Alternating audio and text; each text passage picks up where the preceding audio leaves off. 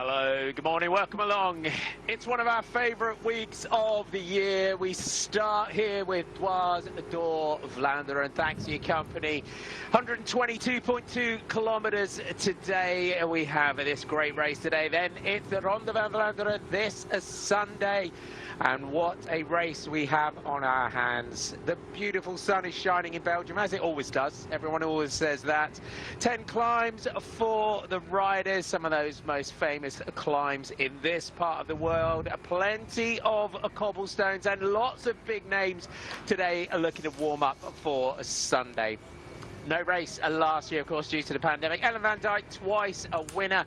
Lotte Lepisto, a winner in 2017. Three-time winner. Amy Peters, you can see there. Kirsten Wild and Monique van der Rey, the winner of the first edition of this race back in 2012. Thanks for your company. Martin McDonald and Danny Rowe with you to take you through today's race action. All of our big teams are here today, but SD Works have chosen to sit this one out. Let's have a look at the UCI World Tour. Marianne Vos at the top of the leaderboard ahead of Elisa Longa-Borghini, Lotte Kopecky there in third, Balsama Uttrup, Ludwig Brown, Vandenbroek Black, Emma Norsgaard, Cassia Nuvia-Doma and Lisa Brennau are your top 10 in the Women's World Tour. We start in Waregem today.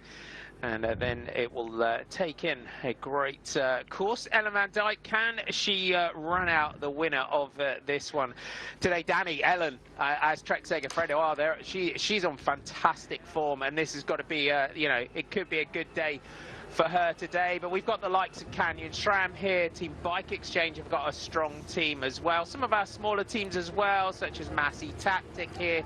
You've got the Multum Accountants team. Always the double act here in Elisa Longa-Borghini and Audrey Cordon-Rago.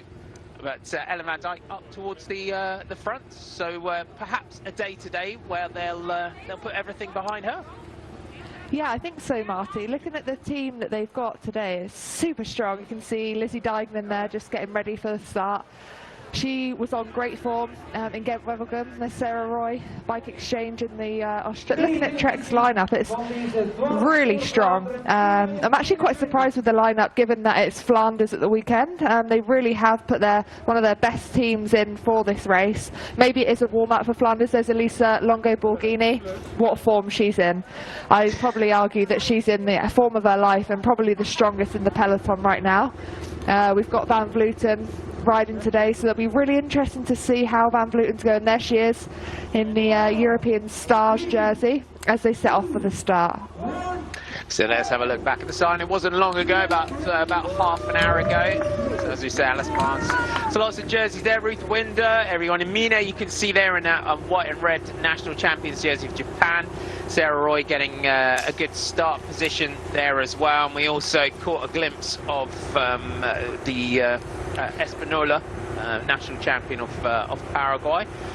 Longa-Borghini, if you weren't with us at the weekend, what a performance she put in at the weekend. Annemiek van Vleuten, good to see her back. She's been away on a bit of a training camp down in Tenerife, so just looking to pin a number on ahead of Ronde van Vlaanderen this weekend.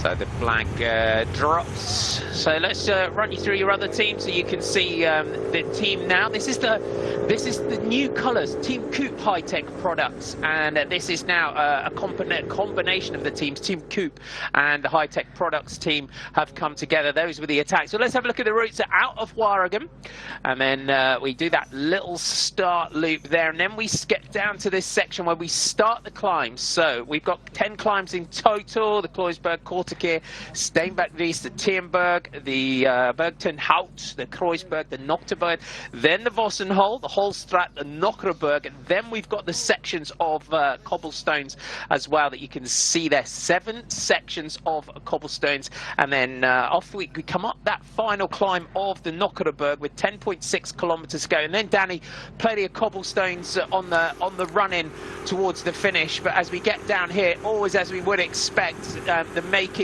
of our what we call our first break of the day here.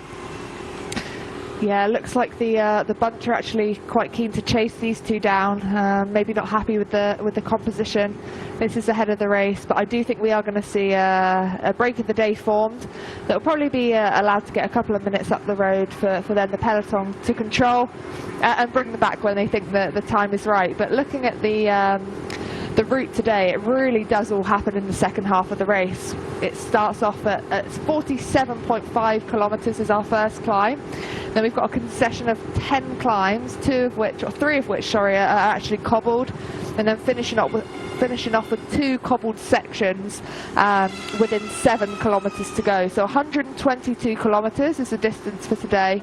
The last cobbled section comes at 115. So absolutely vital that riders not only bide their time in the first half of this race and really look after themselves, but also position themselves well and choose their moment for the second half, especially with the climbs and cobbled sections coming so closely together. So 2 leaders, I think it's Anna Bader-Gruber from the Multum Accountants team that's just getting off the front here. Alcatel Valkenburg and Lotte Schiedau just getting into the getting in on the action here. So 3-rider breakaway group. A lot of attention, as you would expect, on the European champion, the former world champion Annemiek van Vleuten. 104 kilometers to go, so you're going to be seeing a lot of the race today. And this is what we love, Danny, when we get to bring the race in its entirety, pretty much, because we've only missed out on the first little bit of the race, and we're just going to get to see the race unfold here. Yeah, absolutely. We've only missed out on around 15 kilometres of racing, so it's great to be able to see the whole thing today and not just come in for the final hour or so of the action. So you can see it's Anna Plichter here. I actually missed the 2 other names, but Anna Plichter, really strong rider, Polish rider. Formerly a part of the Boels Dolmans team, which is now the SD Works team. But you can see Annemiek van Vleuten just going around that corner now. And Annemiek van Vleuten she's so clever in terms of her, tactics, and I think you'll see a lot of her actually towards the back of the race for the first half. I think she'll take that risk to be able to just never put her face in the wind, her front wheel in the wind. And it'll be about saving all the energy for the back half of the race where we know it really is going to kick off. So I think for those experienced riders, they'll probably gamble that nothing,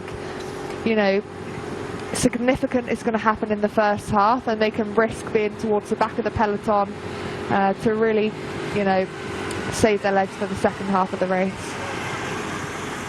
Just seeing the colours of Team Tipco. Let's run you through your other teams that you're going to see in action today. So you've got, as well as your big teams that you've seen, Trek Segafredo, you've got Team DSM, Bike Exchange, you've seen Live Racing are here. Soraya Paladin, watch out for her as the brake just gets brought back under control here.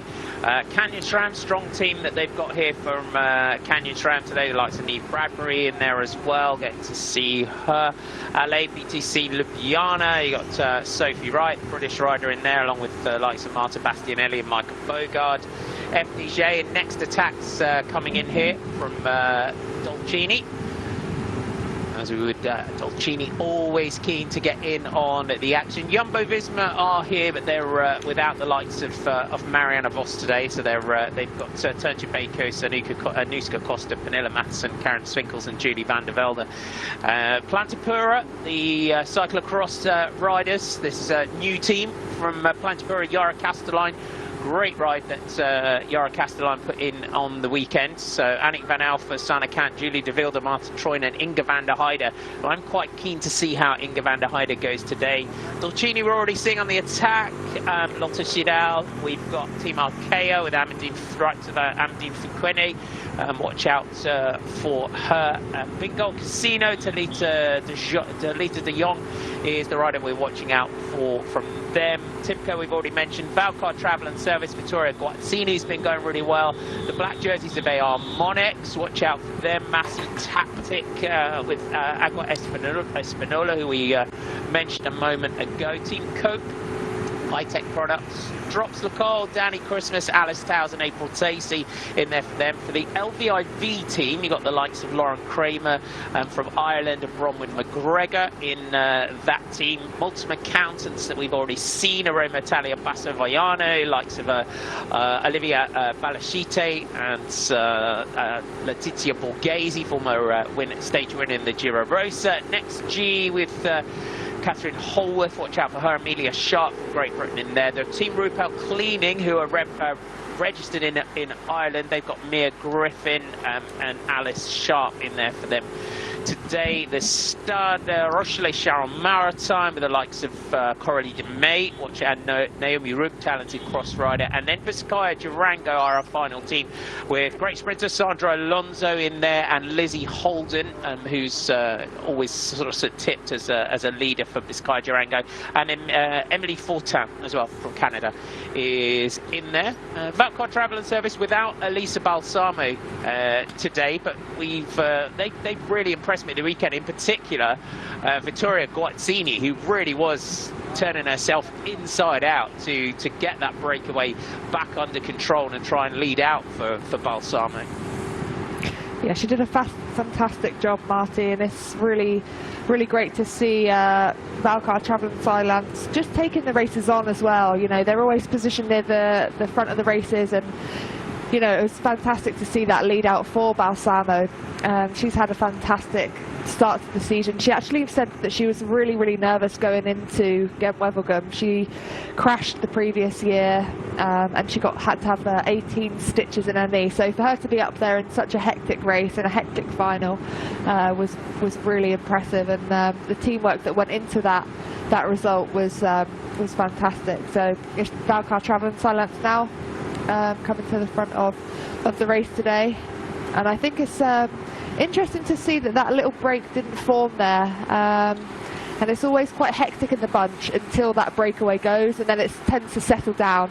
Ellen van Dijk, number 1, the former winner of this race in 2019. There was no race last year, so again Trek have got so many cards to play today with the likes of Lizzie Dijkman and Elisa Longo Borghini and Ellen van Dijk. Any of them could actually win this race, so I think the pressure's going to be on their shoulders today, that's for sure. It's always interesting when you go back in the peloton like that, you see the way Annemiek van Vleuten is starting, you see just how cool and how calm Ellen van Dijk is, and that's such a great lesson to learn, isn't it? And that only comes with the, you know, with the experience, the career that she has had. She just looks so cool, so calm. Yeah, and exactly like you say, Marty, I think that does come with experience. I think when you're young and, you know, a little bit nervous in the peloton, it takes that sort of nervous energy to stay near the front of the pack, but for someone like Ellen, she knows exactly, you know, when she needs to be at the front, and she knows if she needed to be, she could be there within, you know, probably a couple of seconds. So yeah, it's something that definitely comes with experience, knowing how and when to position yourself at the right time, and when you can happily sit at the back of the bunch and just kind of, yeah, relax and take that wheel in front of you. But for now, while the break hasn't formed, it generally is a lot more hectic and nervous in the peloton. But Ellen obviously knows exactly what she's doing, and she's happy to just relax there. You can see with Lucinda Brand just having a chat, having a wave at the camera, and that just, you know, that just says it all really, you know, in terms of how relaxed Lucinda is at this stage of the race, and Van Vleuten as well. And you'll probably see a lot of you know, of the young riders at the front of the peloton really stressed and nervous about staying at the front, when actually, because nothing is really happening until, you know, you hit that first climb at 47.5 kilometers, you can probably risk, you know, being more towards the back. So yeah, good to see all those hitters at the back. Yeah, I mean, Lucinda Brand, for anyone that followed cyclocross this winter and has been with us on Eurosport GCN and over the last few years following the cyclocross, Lucinda Brand, the World Cyclocross Champion, 28 races she rode this winter. She won 12 of them, including the World Championships. We sort of, fans now over the last few years will now start to identify her more as a cyclocross rider, but Lucinda Brand on the road, I mean, her last victory was 2017. She's won Het Nieuwsblad. She's won a couple of stages of the Giro Rosa. I think it was 2018 Giro Rosa, where she was really starting to just climb just up the Monte Zonclan and races like that, climbs like that, climbing phenomenally well in that.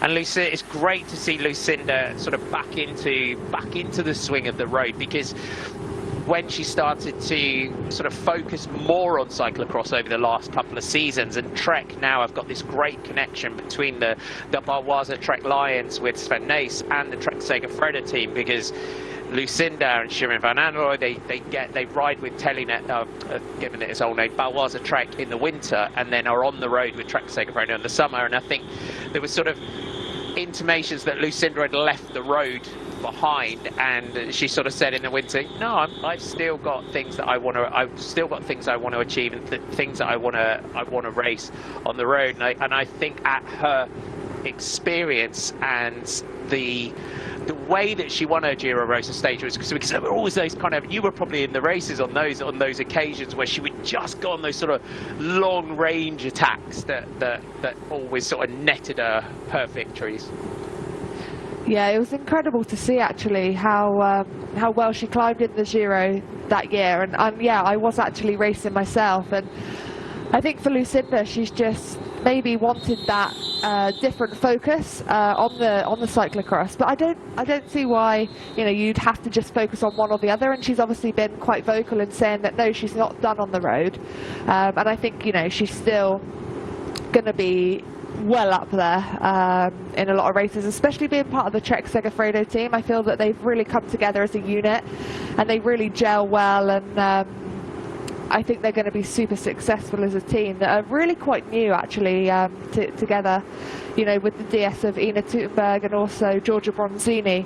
But for Lucinda, she didn't race a huge amount on the road last year. Obviously there were limited races, but she wasn't up there in many of the races. But in 2019 she had a really good season. She was second in Le Challenge Madrid by Vuelta. She was fourth in Bowls Ladies Tour. So I think it's actually unfair to say that Lucinda's not that she's done on the road. I think she's going to be back with a vengeance, especially as a domestique as well for Trek Segafredo. Looking at this team today, you'd probably say that she wouldn't be a leader for the race, having only raced once so far this year in Strade Bianche, where she was 73rd. She probably will be playing that more domestique role, and looking at the victories towards the end of the season, or the more targeted races towards the end of the season, having only just really come out of the cyclocross. I think for the cyclocross riders it might take a little bit more time to get into the road, especially if they haven't got that endurance or that race endurance in their legs. So they might have done the long ride in training, but having racing in for those long distances is a different matter. So Lucinda might be using these races as it's just a little sort of warm up into the season coming from cyclocross. She'll have that intensity that we know cyclocross needs, but she might just not have that sort of race endurance in her legs just yet. Karen Swinkels from Jumbo-Visma, and that win for Marianne Vos in Gent-Wevelgem, you just saw the celebration of Jumbo-Visma to just get that first victory as a team, and Marianne delivering that in Marianne Vos kind of style at the weekend. But you could see there's that air of not relaxation, but okay, we're on our way now, isn't it? When you're a new team and you just pick up that first win, and especially in a race like Gent-Wevelgem. Yeah, absolutely, and I think it only takes one win like that for the team to almost then be on a roll. They get so much morale and confidence from a victory like that, and for someone who's been in a team with Marianne Vos, I can tell that she's just on incredible form. She's riding with such composure. You can see when she was in that front group in Alfredo Binder, where Elisa Longo Borghini was off the front. She didn't have the help of those other riders behind her, but she was just riding so composed. She had an absolutely fantastic pedaling style. She just never looked laboured, and it was the same in Wevelgem, and I actually called it, I think, with about 10 kilometres to go, that I thought she would win, just because of the way she was riding and the way she was, you know, tapping through in the group and accelerating through gaps. She just looked like she was on such form, and it was coming with such ease. So I think we're going to see a lot more of Marianne Vos in the next couple of races. She's obviously missing this one out to most likely focus on Flanders at the weekend. What's interesting when you see, and for anyone that might be new to cycling, or it is interesting to watch someone like Annemiek van Vleuten at the moment, and we're getting the rollout. We've had those little flurry of attacks at the beginning, but you see Annemiek hanging out down the back, and you'll have been in this position in your career where you're the protected rider, and you see Annemiek hanging out down the back, eating constantly. She's keep fueling all the time, and you know, that's an important lesson, isn't it? You know, we still got 93k to go. We're in terms of the race distance today, 122.2 kilometers. We're 30k in, and you just see the way, you know, Annemiek and Ellen and down the back eating, having those sort of early fuel, because of the time that we are now. It's kind of lunchtime almost, isn't it, in Europe? Yeah, and it's something else that comes with experience, knowing and looking at a race and knowing when's best to fuel. So obviously, if you take this race, for example, everything comes thick and fast from that 47.5 kilometre mark, and sometimes you just don't have the time to be able to get that fuel in. So you have to fuel right from the beginning of the race. And I think, you know, when I was younger and I was in my first few races, you would literally be so nervous and so focused on the race that by the time you remember to eat, it was too late. You know, the riders should be fueling every 20 to 30 minutes, and it doesn't have to be a full bar, but, you know, literally just a nibble of something just to keep that fuel in, so it doesn't become too late, and then your body's obviously then having to use up the glycogen stores or breaking the muscles down, which is what we don't want. So yeah, for Annemiek van Vleuten, Ellen van Dijk, those riders that you're seeing fueling at the back, they know exactly what they need to do, and they'll fuel all the way through this race. It's so important. But again, they've obviously looked at they've ridden this race before. They've looked at the way this race comes thick and fast in terms of the second half of the race, and they know that it's in their best interest to fuel as much as they can in the first half when there's not much happening, and they know they can get to the front really easily. Whereas in the back half, you know, these climbs are coming within, you know, less than 10k, 5k sometimes, in such quick succession, that actually the race might be so fractured, you know, hectic, that they haven't got the time to fuel at that moment. 92 kilometres to go. If you're just joining us today, welcome aboard. Dwars door Vlaanderen, Waregem to Waregem today, 122.2 kilometres in total, 10 climbs along the route. Martin McDonald and Danny Rowe with you to take you through today's race action. First climb of the day comes at 47.3 kilometres. That's with 74.9 kilometres to go, so about 20k to go to the first climb, and that's the Kluisberg. We'll then go on to the Kortekeer, which comes with 63 kilometres to go. That's 900 metres, maxing out at 9.8%. We'll then go on to the Steenbeek race with 59.7 to go. Then they really do come thick and fast once we get into the climbs. The Timber with 57.2 to go. The Bergtenhout with 51.8 to go. Then we'll go on to the Kruisberg, the Nochterberg with 34.8 to go. The Vossenhal, which comes with 22.6 to go. The summit of that, the Holstraat with 18.2 to go, and then the Nochterberg, and then we have those 7 sections of cobblestones as well. Starting with 60.8 to go, the Maria Boerstraat, which is 2,400 metres, which leads in to the Steenbeek race. There's Alice Barnes there in that white jersey with the red, white, and blue stripes. British national champion. Sarah Roy in that green, white, and gold Aussie national champions jersey. I think the Aussie champ really stands out, doesn't it? The Aussie champions jersey. It's becoming. I think it's very much like the Belgian one now. You wouldn't want to risk trying to change it, would you? No, definitely not. I actually think these two riders are really in for a shout today, both Alice Barnes and Sarah Roy. Sarah Roy unfortunately crashed in Gent-Wevelgem. She found herself in the ditch, but she was quite vocal on social media after that. She's fine, and obviously she's in this race today, so she seems to have recovered well. But Sarah Roy obviously winning the Australian Nationals for the first time. She was actually 8th in Gent-Wevelgem as well, even after the crash, so we know she's on good form.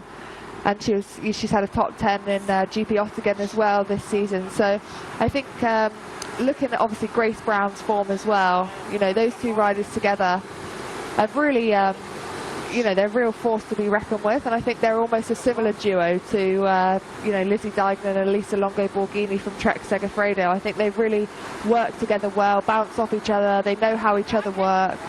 And I think we're going to see a lot more from Sarah Roy.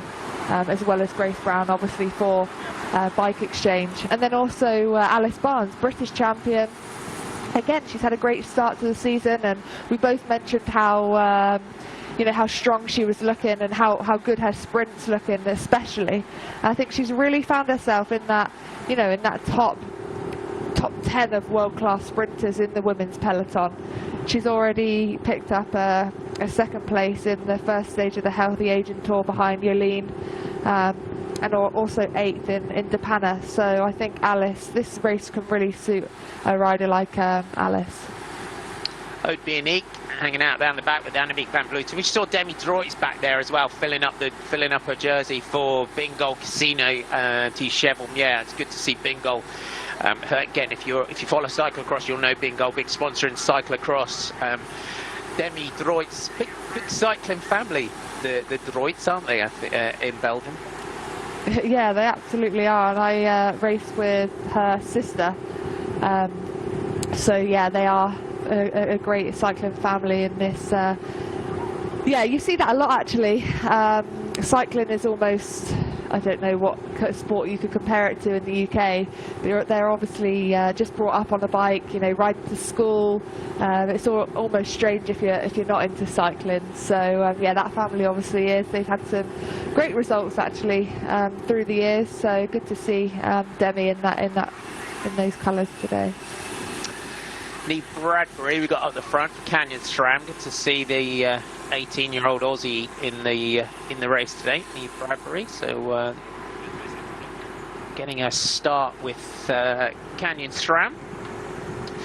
Brodie Chapman back for a bottle, and it's our colours from Massey Tactics. You can see some of the teams that you might not have seen. Agua Espinola here is the attacker on the front from Massey Tactic, just trying to get clear. And good to see the smaller teams that are in this. Rupel cleaning, you can see in those green, white and red jerseys. And Rupel, if you're a fan of cycling, the 711 Brodie Chapman just having a little rev out here on the back, just needed to shift up through the gears a little bit there. She did. I thought there was something wrong with her bike for a minute, and then she was obviously in the wrong gear, trying to take those bottles as well. She needs to get herself into the big chain ring. Audrey Rigaud, Cordon Rigaud, sorry, on the front now for Trek Segafredo with her best friend in the peloton, Elisa Longo Borghini, on her back wheel. I know we do mention it a fair amount. No apologies if we do bore people with it, but I used to love when they used to write I am Audrey and I am Elisa on their arms, because everyone was always confused with them, weren't they? Because they when you see the style of the two of them on the bike, they do look like they kind of came out of the same mould.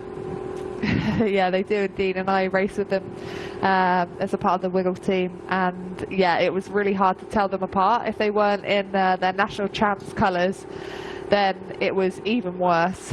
You think you're on one wheel and actually you're on the other, so yeah, it's quite funny when they started writing that on their arms.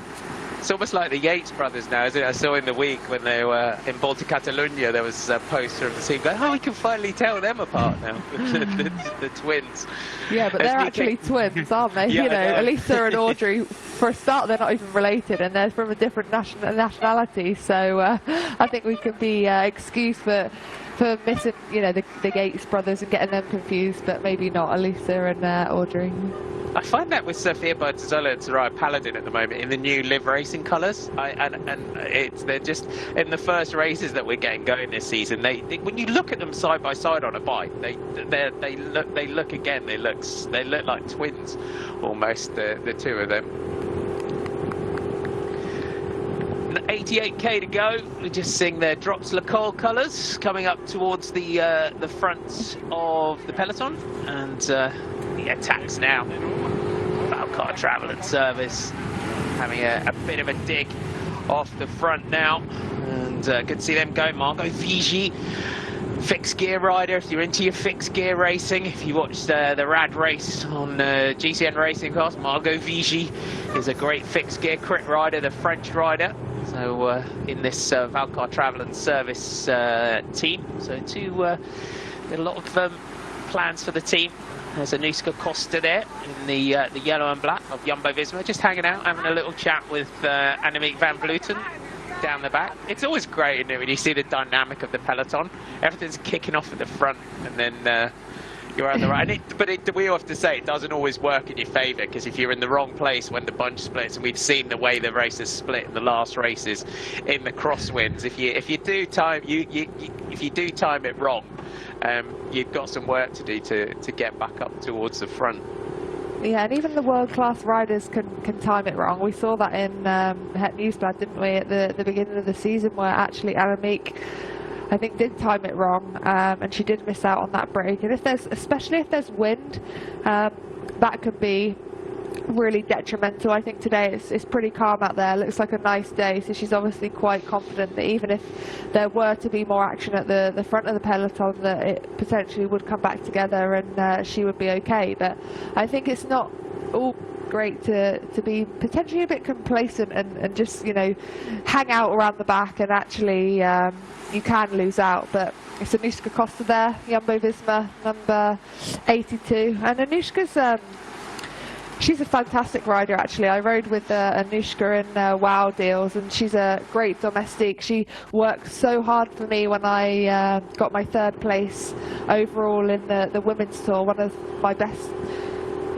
results on the road. And for Anouska, she was just so happy to turn herself inside out for myself, and you can just see that she does the same now in Jumbo-Visma for whoever it is that's leader. Normally would be probably Marianne Vos, just because that's who she is, and generally she has got the form and going the best out of the team. But Anouska Costa herself is, you know, she's a fantastic rider. She's had some great results. She's won the Lotto Belgium Tour 2017. She's won stages of the Tour of Norway. She's 2nd in Grazia Orlova. She's been top 10 in Prudential Ride London, and obviously she won the national champs in the Netherlands in 2016. So fantastic rider, and obviously someone that Marianne Vos really trusts, because you could say that Marianne probably had a little bit of a say as to who was part of the Jumbo-Visma team, being the leader, and she's been her teammate before in Wow Deals, so she knows how Anouska rides and how trustworthy she is. So great to see her just chilling at the back with Annemiek van Vleuten. I'm sure we'll see her working hard today, and actually could be a race for Anouska today. She might get that opportunity with Marianne Vos not in the race, and looking at the lineup of Jumbo-Visma today, I think she or Pernille Matheson potentially could be their leaders. Sarah Penton from Drops Le Col is getting a bit of a jump off the front, and it's worth pointing out when you get a look, we'll get a closer look. You can see the white and very light blue jerseys in the centre of the front of the peloton here. The Team Coupe high-tech products. They've got Caroline Hansen, Mika Kröger, Amelie Lutro, and Helen Olsen, Ingrid Gaskin, and Anne-Dorte Iseland. This is like Margot Vigie going again. But Team Coupe high-tech products, a new collaboration between those two teams, and hopefully we'll get a closer look at them. But it's worth pointing out that jersey so you can start to get familiar. Merging with those Team high-tech products, one of the sort of oldest teams in the or longest running teams in the women's pro peloton, Carl Lima, managing to keep that team afloat when they lost their sponsor. But great to see that team in here, and also the collaboration between the two teams. Danny, I'll just keep going while our two riders just try and get clear here. But the cooperation between the two means that they will now, the riders on the women's team will now get equal pay to the riders on the men's team. Such is that new collaboration between those two teams in Norway, and that's fantastic as well, isn't it? Another team, and we've had Bike exchanging that, Trek Segafredo doing that. It's such an important step, isn't it?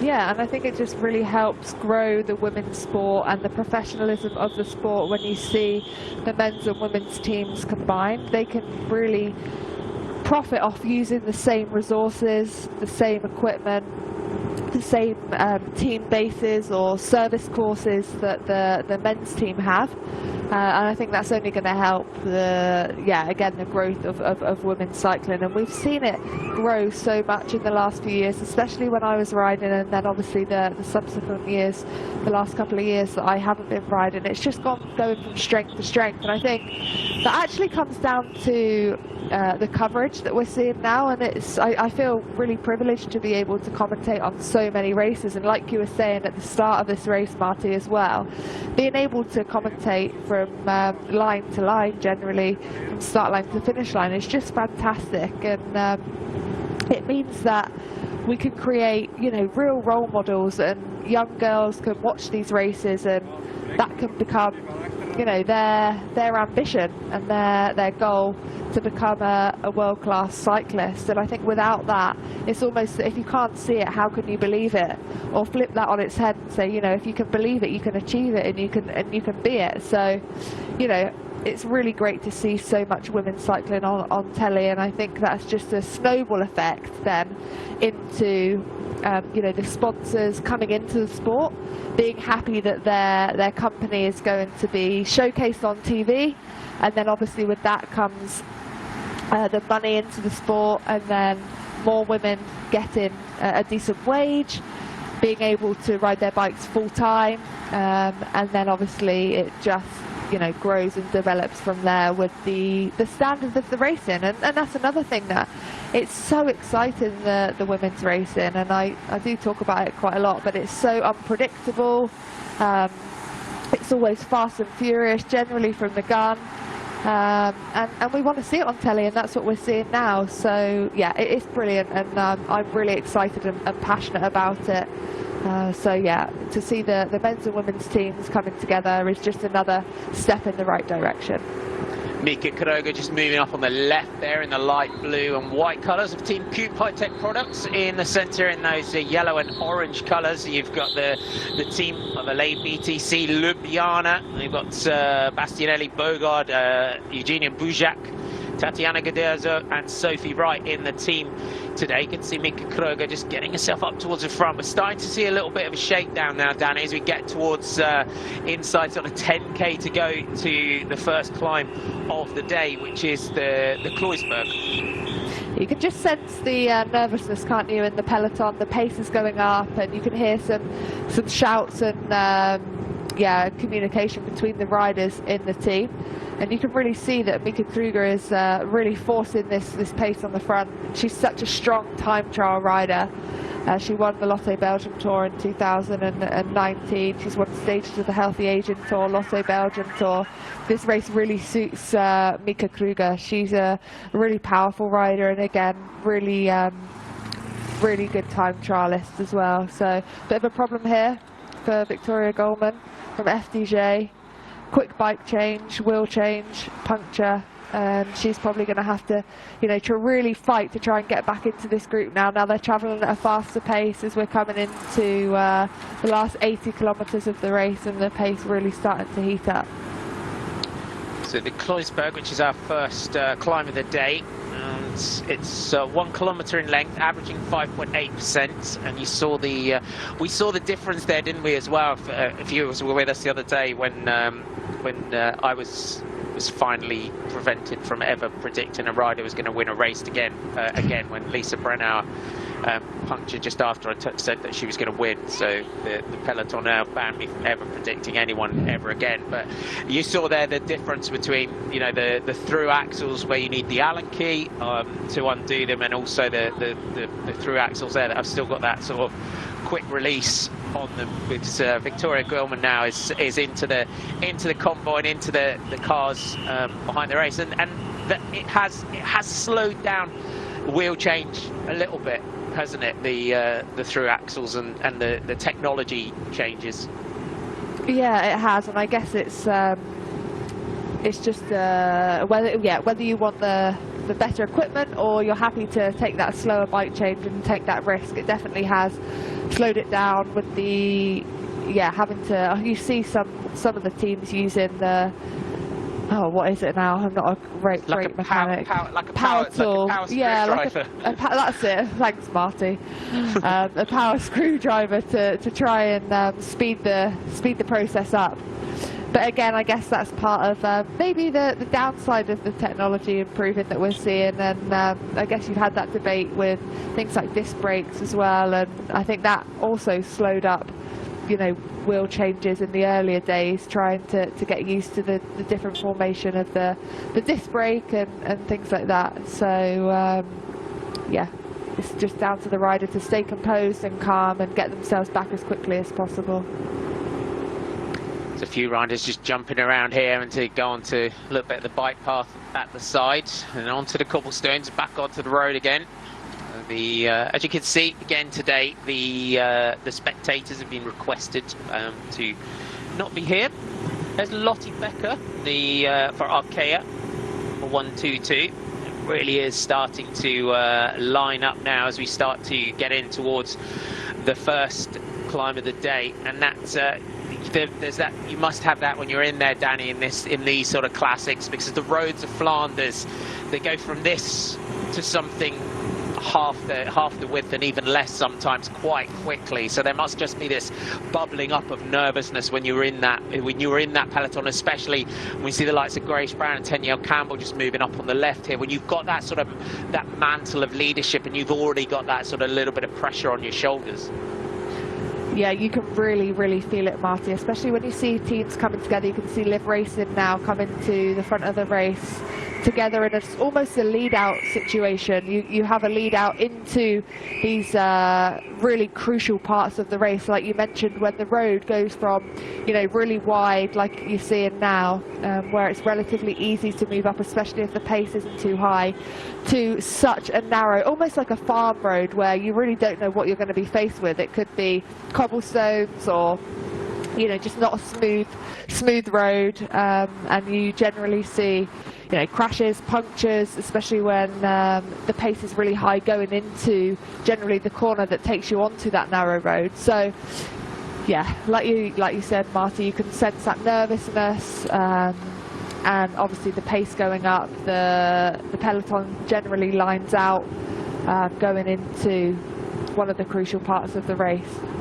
I always found in Belgium, in these parts of these sort of races as well, as a sport director in the car behind, because these are the points as well where you're kind of on the radio, especially if you've got a young rider that you're just trying to bring through and develop. And we do have that a lot at the moment with some of the young riders, that, especially in races such as Dwars or Vlaanderen, where they go, right, we're going to give a younger rider that opportunity. And I always found as a DS, those were the days where you were on the radio to that rider, because you would give them I always say, you know, the pilot fish. So you're like, that's your rider. So someone like an Audrey Cordon-Rago or a Lucinda Brand, and you'd say to your young rider, right, you're on that wheel, and then you're getting in here 10k out on the radio to the riders, saying, right, left turn coming up, we're coming in, it's going to be narrow, get up, move up, move up, move up.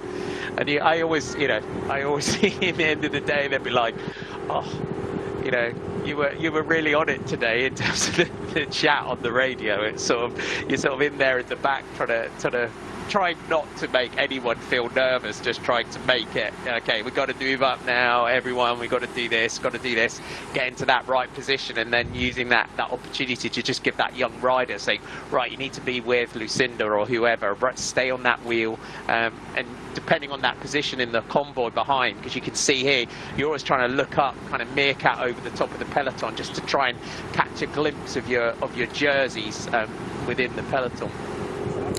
Yeah, and there's lots of different ways that you can help the young riders, and that is a real advantage of having a radio. You can have the information coming from your team DS, where you can say, you know, it just reiterates that point of the crucial part of the race coming up. So generally riders will have the crucial parts of the race written on their stem, on their handlebars, so you'll be able to, so for example here you might have 47.5 climb, or 58.8k move up, for example, but also to have your DS in your ear to really help you with that and give you maybe a 5 kilometer warning to that point. Okay, there's 5 kilometers to go until the first climb. It's a left-hand turn into that climb really does help. Or like you say, pick a rider out, and it doesn't always have to be a teammate. It can be someone from another team, as long as you've got, for example, like you mentioned, Audrey, Cordon Rago in your sight, then you're going to be in a good place, because generally they're very well positioned. Another thing that I actually used in the last couple of years of my career was using a Garmin or a navigation device on my handlebars, and I'd input the route of the race into that device, and I would be able to see where the turns are coming up, and it would almost give me that exact countdown. So that was really beneficial for me. And I remember actually it was Alex Dowsett on the men's side. We were riding the British National Time Trial Championships, and he told me about this. I guess it's just a bit of a trick, using a Garmin to help you with positioning and using or knowing when the vital parts of the race were coming up. And he said he knew then when he needed to brake, and he could use the Garmin feature to know what sort of a bend was coming up, and then, you know, using the brakes accordingly then, and knowing how much speed he had to rub off. So it's just another way that the riders can use technology and use that to their advantage as to their positioning, so they're not at the front too early or too late and putting their face in the wind. But it's Tennille Campbell on the front. She's had a great few races, hasn't she, Marty? She's been really up there in the thick of the racing for Team Bike Exchange, and you know, with Grace Brown having the victories and results that she's had, they're obviously coming together as a unit, and looks like Tennille Campbell's in great form. She is indeed. DSM, they're through today in Team DSM. They've got Lorena Wiebes, Juliette Labous, Liana Lippert, Floortia Mackay, Pfeiffer Georgie and Julia Suk. The Kloisberg here, 1 kilometre, averaging 6.8%. Maxes out though, Danny, at 16% this climb. So it's only a K, but when we start to get those kick-ups there of sort of 16%, we've got quite a few of those today, and now we're starting to get into this one. And this, for some riders that might be, you know, not quite on it today, this will be the sort of first tell, won't it, in terms of how the legs are feeling. Yeah, definitely. And then obviously positioning comes into that as well, where it's only a kilometre. If you can position yourself well near the front, you call it sliding room. So hopefully by the time that you crest the top of the climb, you haven't lost that wheel in front of the last rider. So again, that's a way that you can really help yourself. And as you can see, if a rider's positioned badly and the legs aren't quite there, then unfortunately it could be a day over or a long chase. So you can see that the road is really starting to ramp up now, and 16% is really, you know, that's really going to hurt the legs. So yeah, like you said, this will really you'll be able to see who's got the legs and who hasn't, probably after this climb. Claudia Jongerius here on the back for Bingo Chevalier. So the climb at the front, and we've got Brody Chapman, Elise Chabi, Cassia Nuvia Doma there in the galactic jersey, as we could call it, with the red and white stripes on the sleeve for Canyon SRAM. There's Sarah Roy with Lizzie Deignan right behind her. That's Aussie Champions jersey on the right. We've pictured Tennille Campbell still setting the pace here on the front for Bike Exchange. Claudia Jongerius just struggling a little bit on the back. Here is the Bingo rider. And a little shake of the head there as well from Jade Lenyers from Dolcini Van Eyck. So that pressure on the front from the World Tour teams, you would say. Team Bike Exchange already keeping the pressure on For Canyon SRAM today, the races that have gone previously they've got Neve Bradbury, so we mentioned the young Aussie, Alice Barnes, Cassia Nuviadoma, Elise Chabi, who you're seeing in that Swiss Champions red jersey, Ella Harris and Alexis Ryan. For me, I don't know what you think, Danny, but for me, Cassia seems like today you'd think, right, Cassia would be focusing on Ronde van Vlaanderen on Sunday, the Tour of Flanders on Sunday, but I don't know what you think, but to me, I feel Cassia needs a win. I think looking at the races that she's had recently, I think she might maybe go for one today just to perhaps give herself that boost that she needs.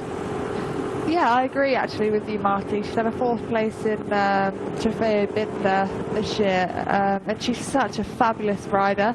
I think potentially you see her at the front a lot, doing a lot of work, and I don't know whether she does too much work out there, or if she hasn't quite got that teammate like like Elisa and Lizzie, that real world-class teammate that she needs to really help her in the really last stages of these races. I think Hannah Barnes potentially could be up there.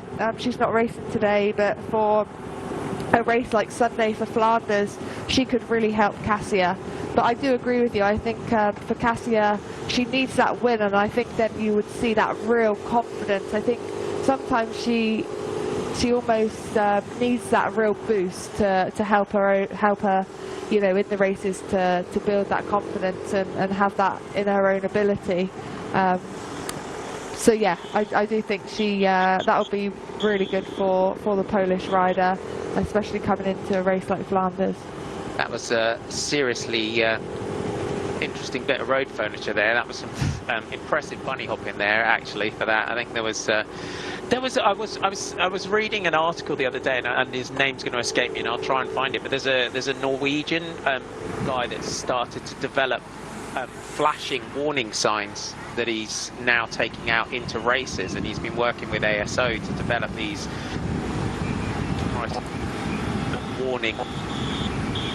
It's a really interesting article. I'm trying to find his name, but they're trialling it in different races, and the riders in particular have said that they've coming into it sometimes, because you do normally on a certain section you'll have someone with a flag and everything, but these warning signs, riders have said, because they're flashing and they've got a little warning, they're really really helping them coming into certain sort of dodgy sections. There's you can see there the marshals who go ahead and they get off with the flags and the whistles. But it was an interesting article, and it's something that in terms of development and rider safety that definitely could help coming into a section like that, isn't it? Yeah, I think it would definitely help. I know as a rider myself, sometimes the marshals are great, but sometimes it's too late, especially if you're in a bunch of over 150 riders.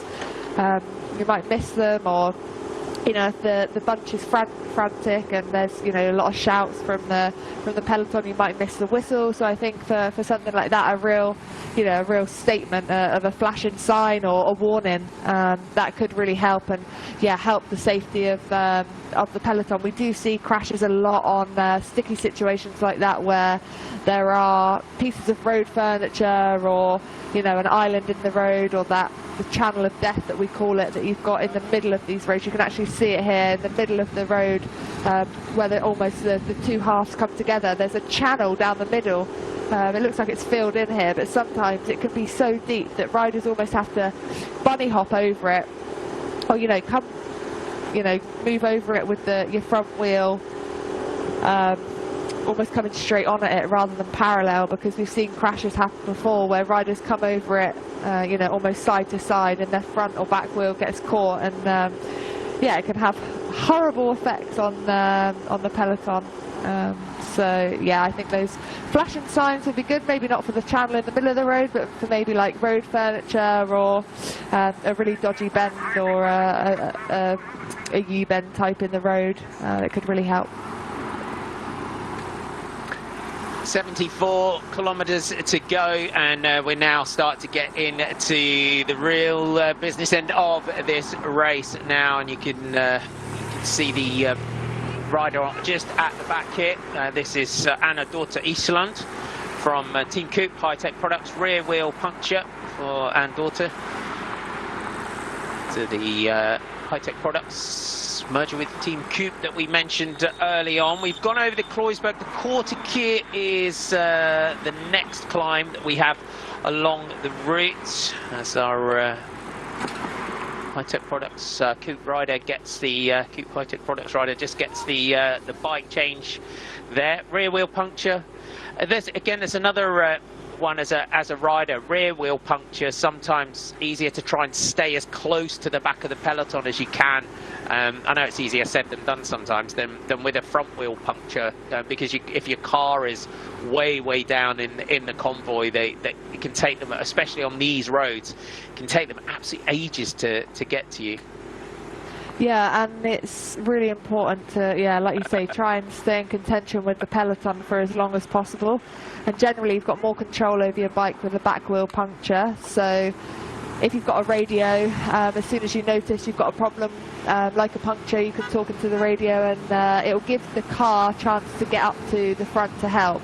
You know, if your car is 10 cars back, it can take a bit of time. So like you said, the longer you can keep riding, the better. So we were always told, keep riding as long as you can, and obviously if it's safe to do so, that gives the car the chance to get up to you, and less likely to have to chase for a long time, and also to still be within the convoy of riders, or the convoy of cars I should say, because if you're out of that convoy of cars, it's almost impossible to get yourself into the peloton, one against potentially 100 or more than 100 riders at the front.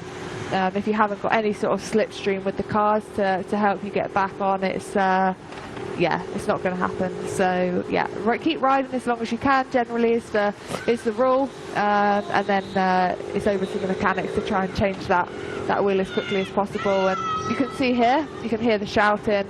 That road just changed from a really wide road to a narrow road. Alice Barnes on the front in those British colours. And that's the sort of information you need from your DS, or if you've done your homework on the race beforehand, if you use things like Google Maps to see when the road changes from wide to narrow, so you're not really left at the back, especially if there's real action going on.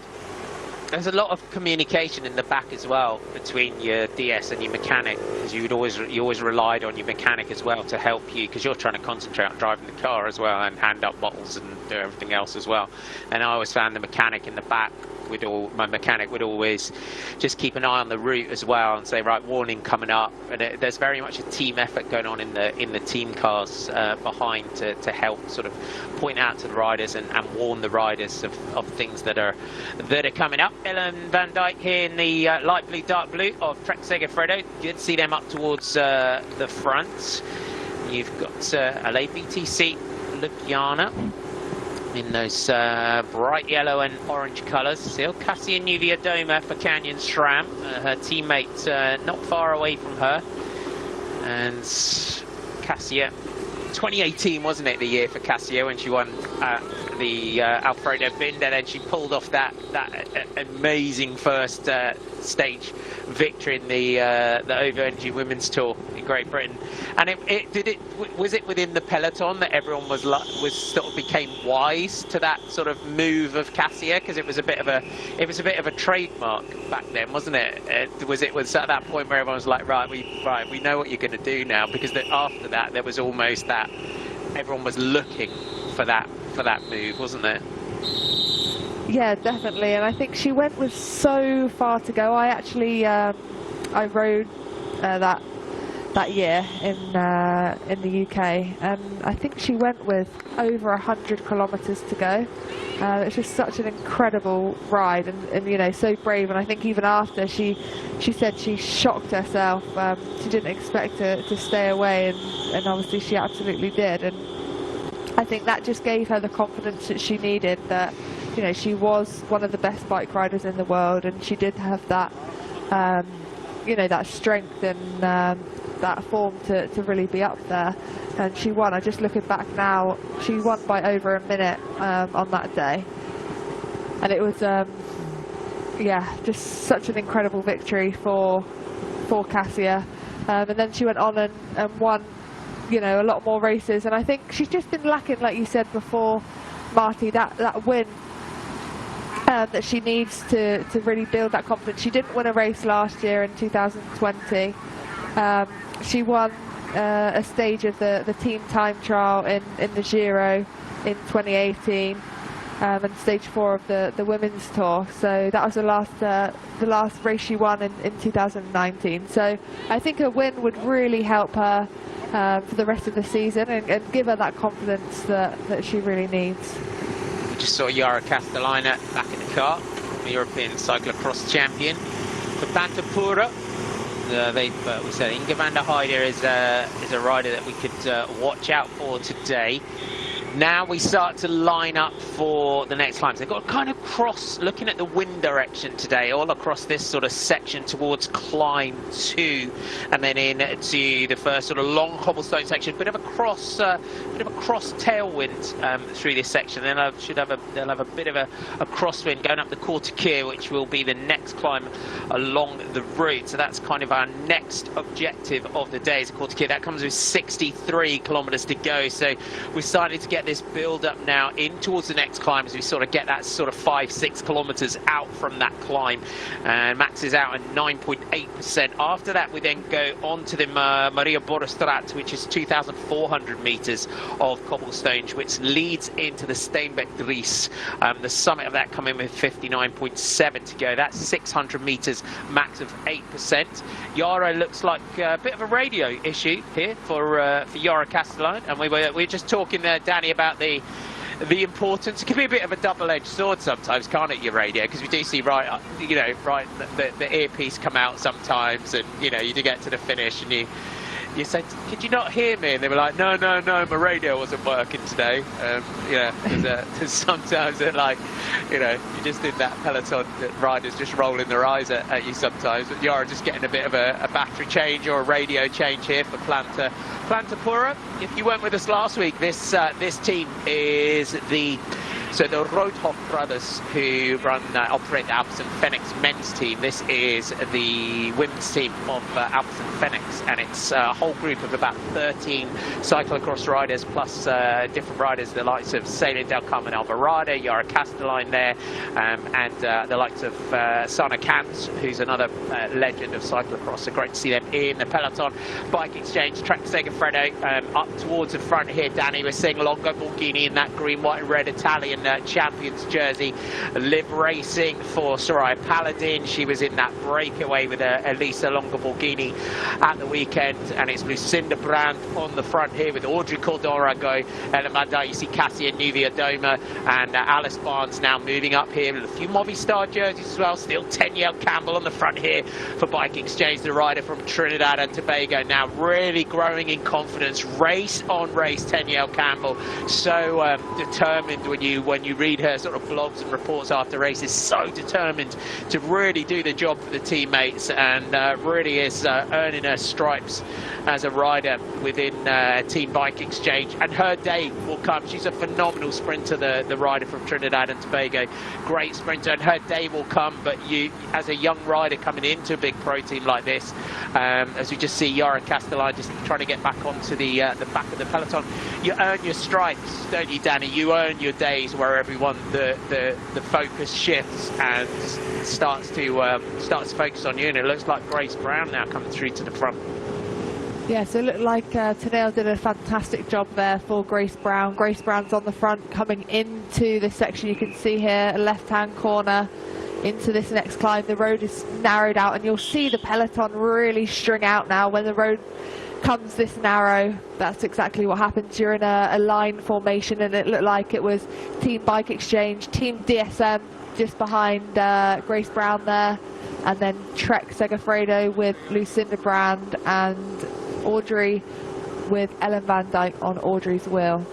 Annemiek van Vleuten in that white European Champions jersey in the centre of your picture. Floortje Mackay just coming up here in that black and blue jersey for Team DSM. And these are such Flanders roads. These are if you've never been to this part of the world, it's great riding in Flanders. I love riding around here.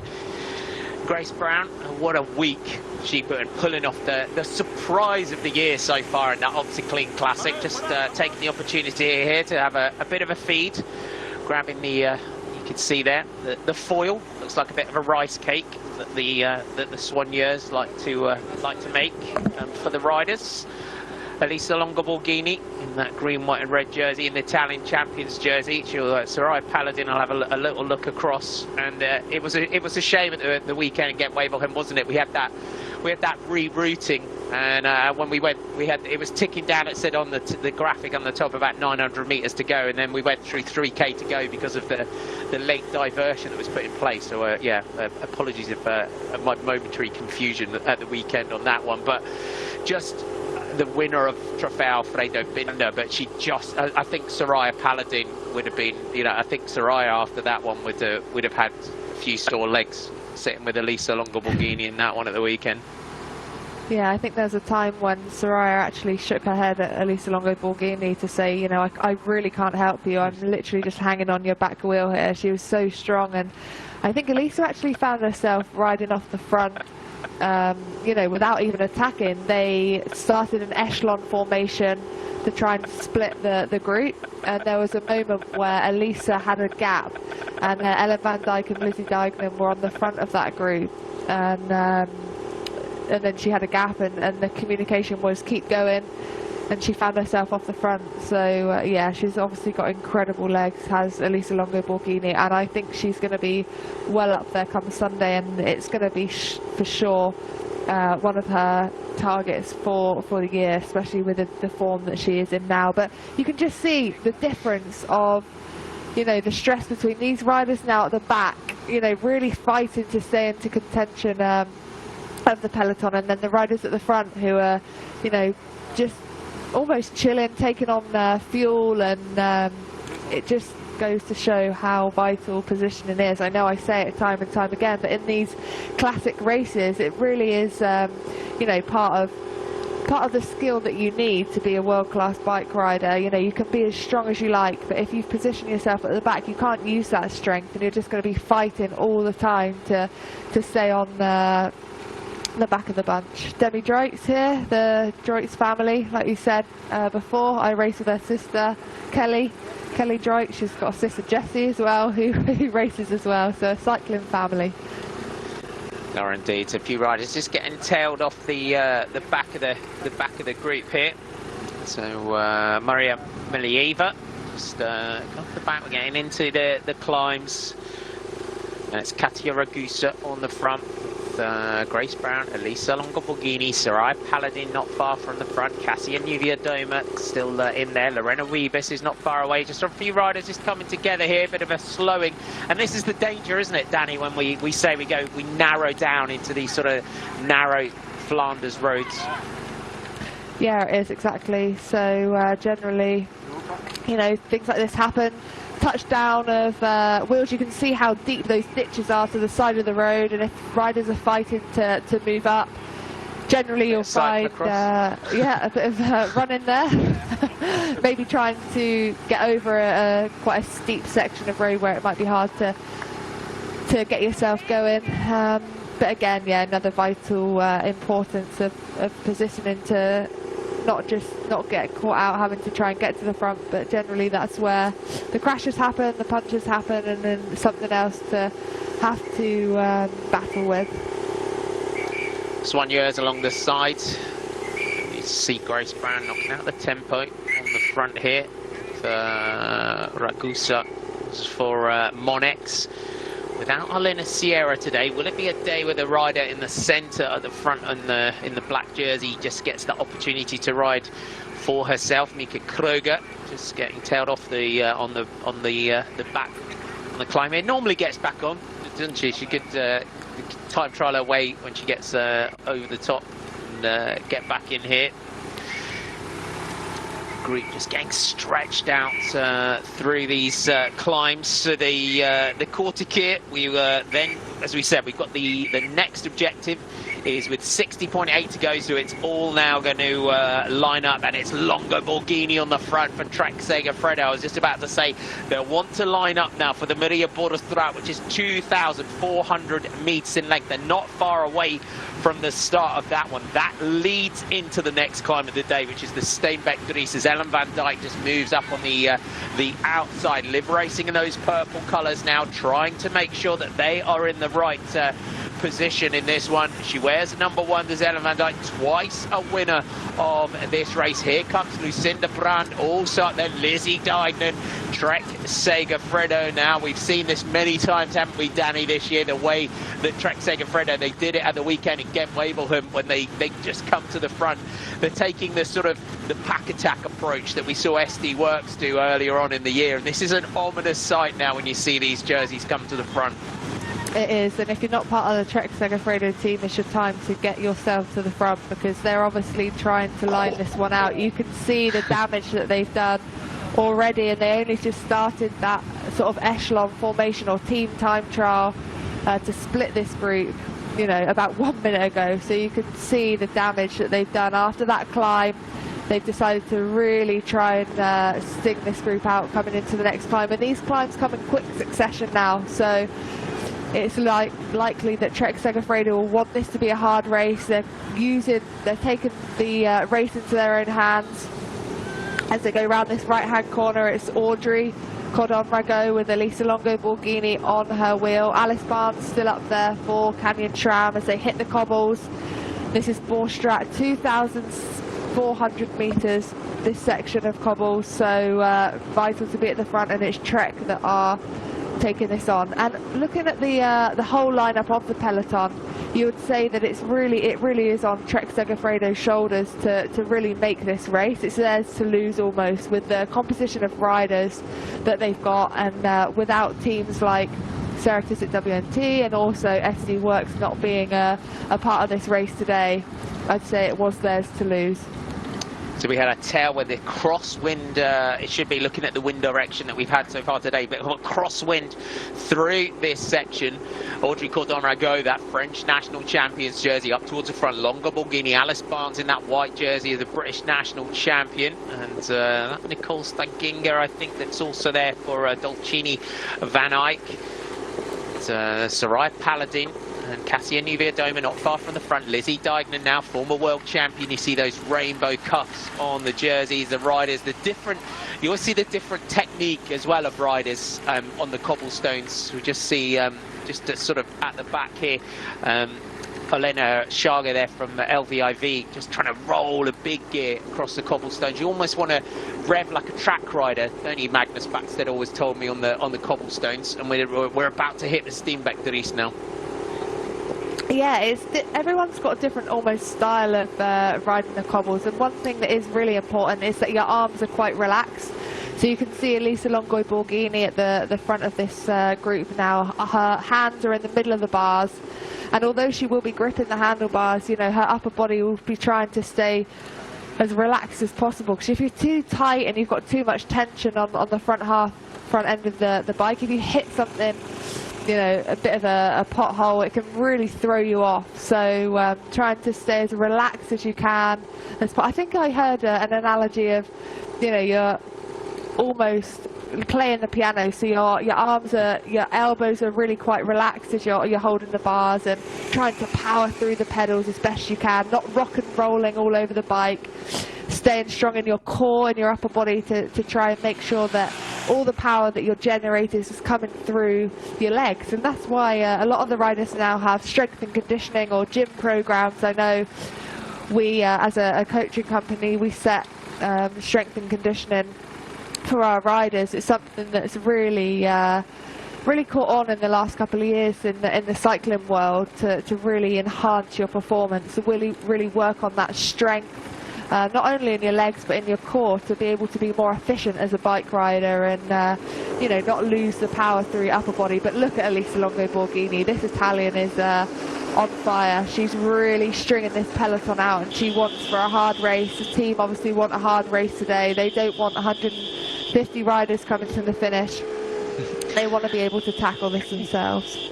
And the descent, the Stationsberg, as you can see the motorbike struggling to stay clear of Elisa Longoborghini there. And through the Stationsberg is the 650 metres of cobblestones.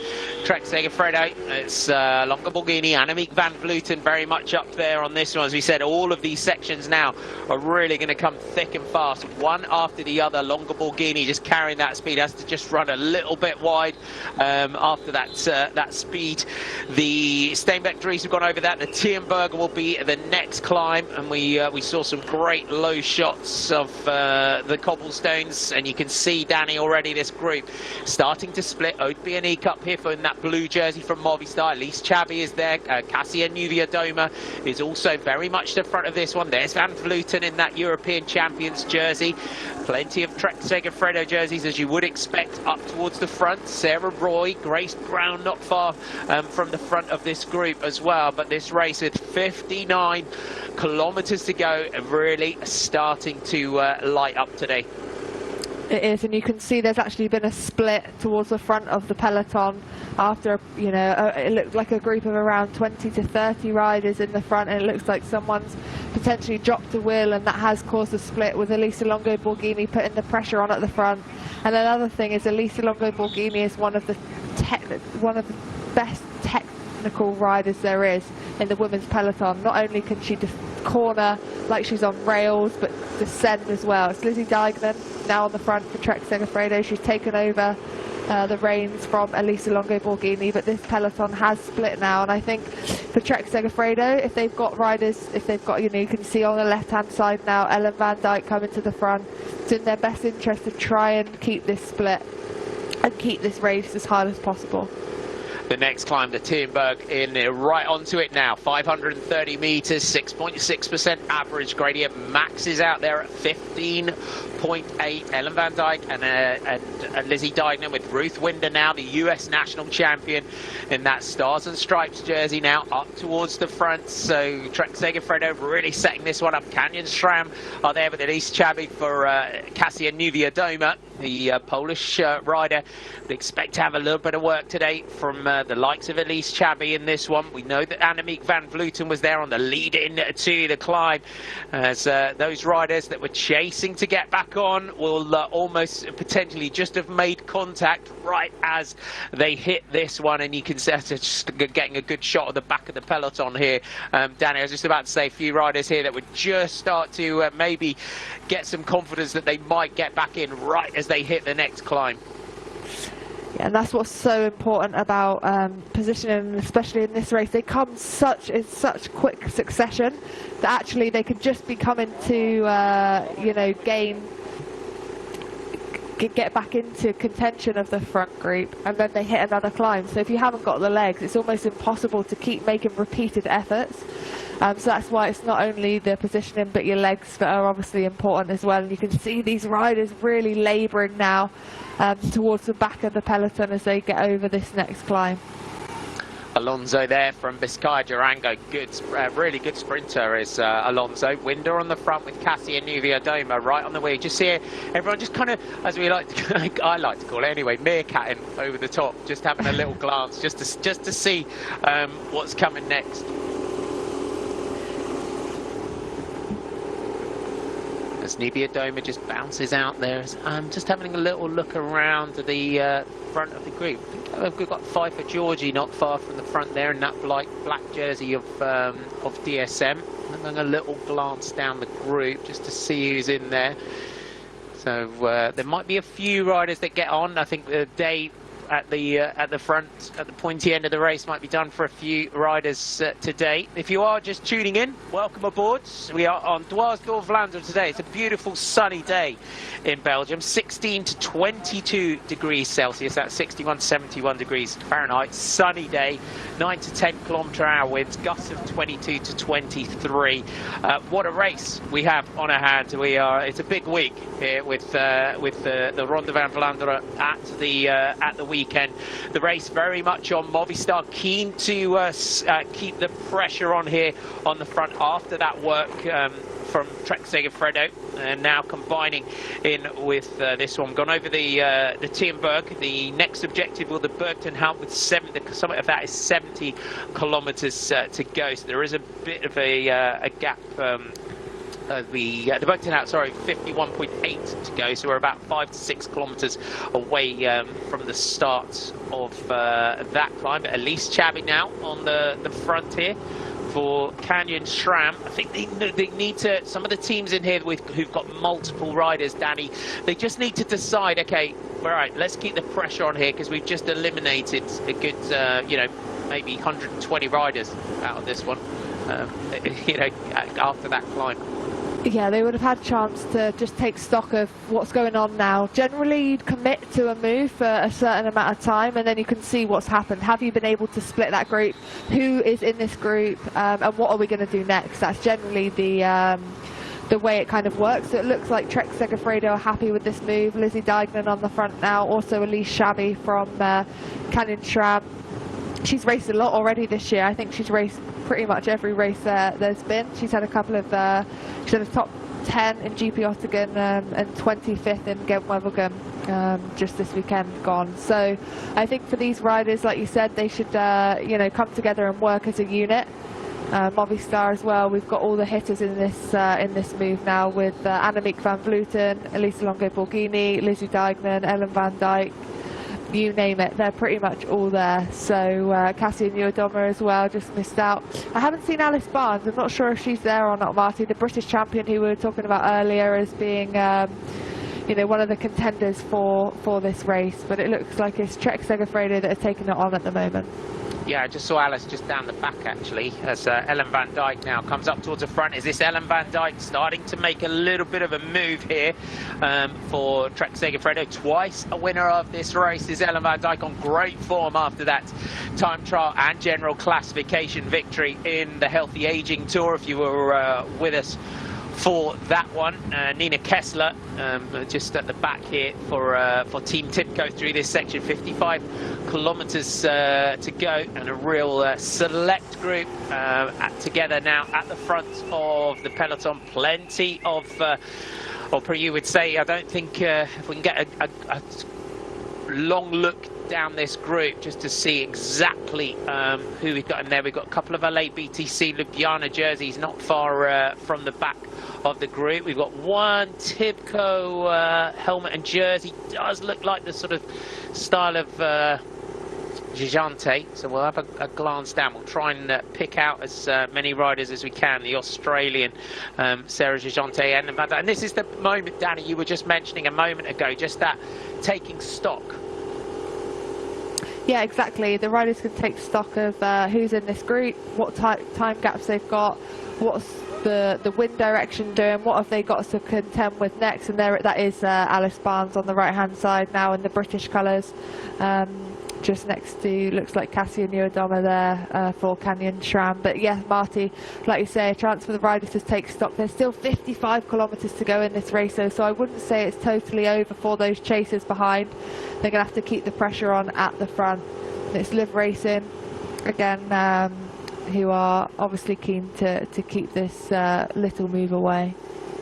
Van Vleuten is in there as well for Movistar, so good to see Van Vleuten is in the move. Aude Bionic, so she's got a couple of teammates in here now for Team Movistar. Talita de Jong coming through to the front here for Bingo Casino, Chevalier. She's in there. Micah Bogard potentially, that's not far from the front there for LA BTC Ljubljana. I'll confirm all of these as soon as we can get down. But Danny, this little lull here is just allowing some more riders to come back through. Talita de Jong here on the front though. Really quite pleased to see Talita. She rode really well at the weekend in Gent-Wevelgem. She's had a podium, was it Van Westhoek that she took a podium in that? Because after that, she won the World Cyclocross Championships, and she's had some really tough years with illness and injury, and it's great to see her looking like her old self again. Yeah, it is, and she's been super consistent already this year. Like you mentioned, third in Westhoek, 21st in Gent-Wevelgem, 15th in GP Ottingen. So that consistency really proves and shows that she is in really good form.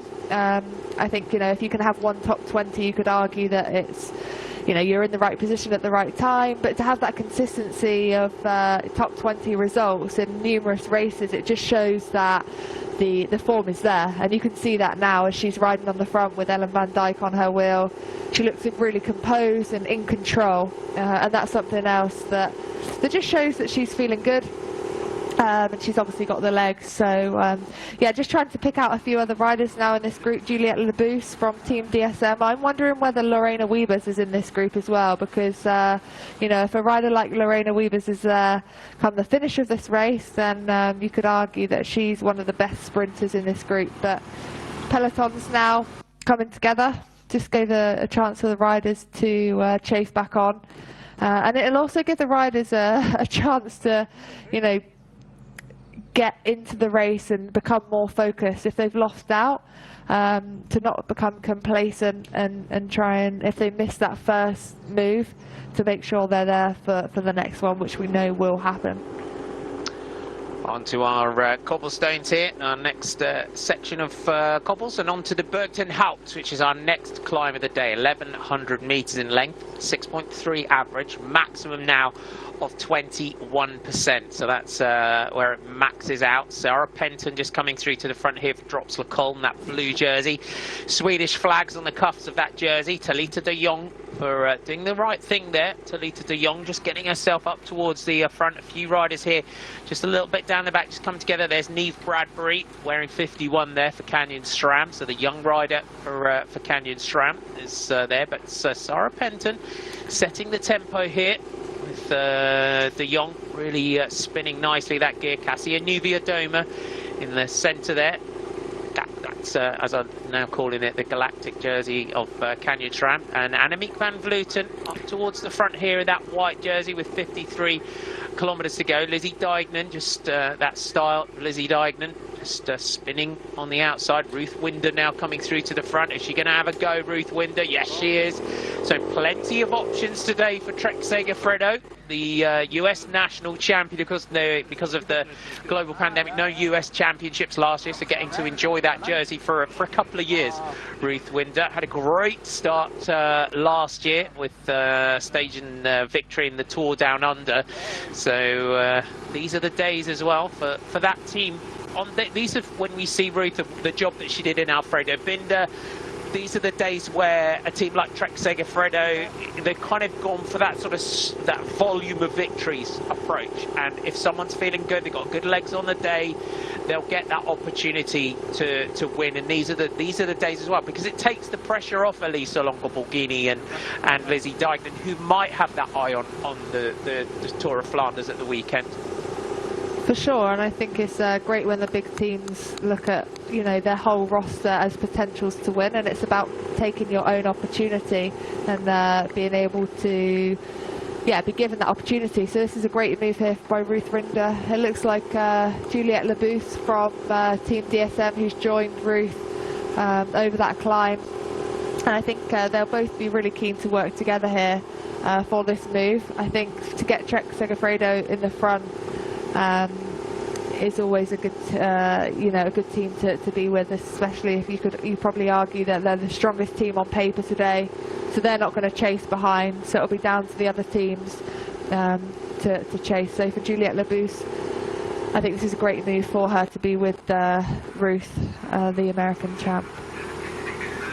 Just excuse our picture breakup. It seems our front motorbike's having a few issues at the moment, so yeah, just excuse our bit of picture breakup that we're getting at the moment. Bradbury at the back of this section of the group, as we said, just 18 years old is Bradbury.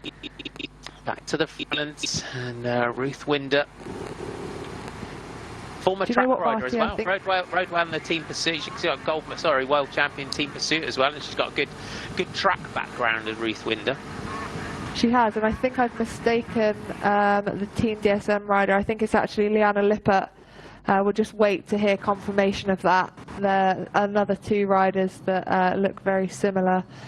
riding styles, especially if they're in the same kit. So we'll just wait to see confirmation of that Team DSM rider who's joined Ruth Winder in that move.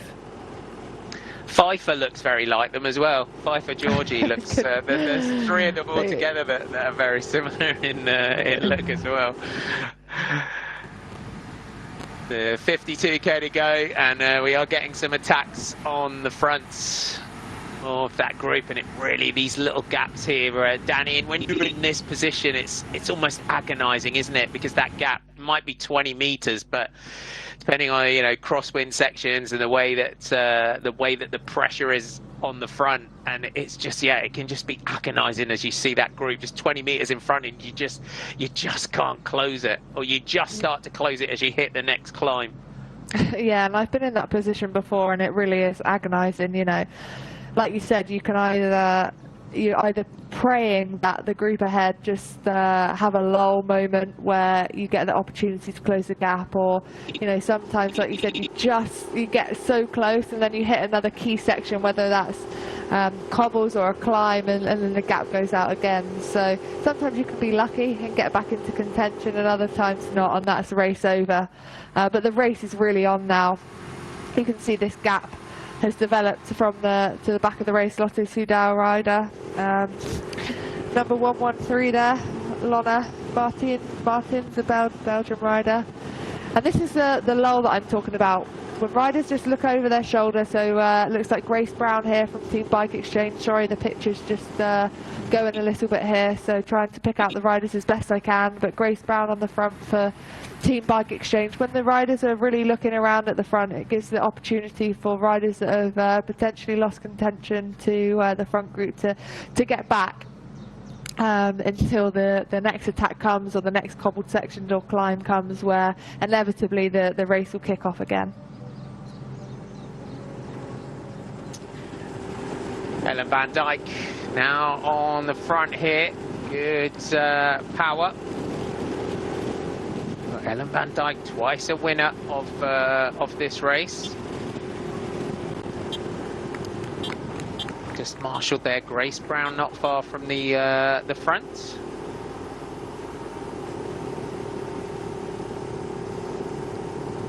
Now the attacks is Alison Jackson going here for Live Racing with Alice Barnes on the wheel. Good move there from Alice Barnes as well. She didn't let Alison Jackson get a gap there. She was straight on it. She anticipated the move, and that's another thing that comes with experience, Marty. Sometimes you can sense in a rider's body language that they're about to attack, and you can get ready to get straight on their back wheel. Obviously, if there's no gap that develops, it's easier to stay in their slipstream. Obviously, riding on someone's wheel is so much easier than having to close a gap. So good move there from Alice, who has really neutralised this attack. Good to see Alison Jackson up there and attacking. Back here to Sanne Cant. Sanne Cant, the cyclocross, three-time world cyclocross champion. Yara Castelline and Inge van der Heide right behind her. So Plantapura just trying to get Yara a little bit further up through the group. So Sanne Cant on, you'd say, domestic duties today. Inge van der Heide, former World Under-23 cyclocross champion as well, is the rider wearing number 196 for Plantapura. So the rider just on the back of the group. Now Anuska Costa makes a move here for Jumbo-Visma.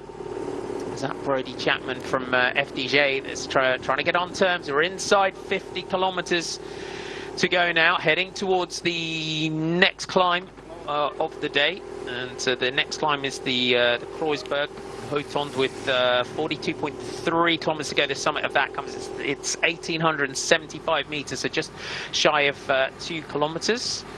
Monique Teniglo there, just wearing 25.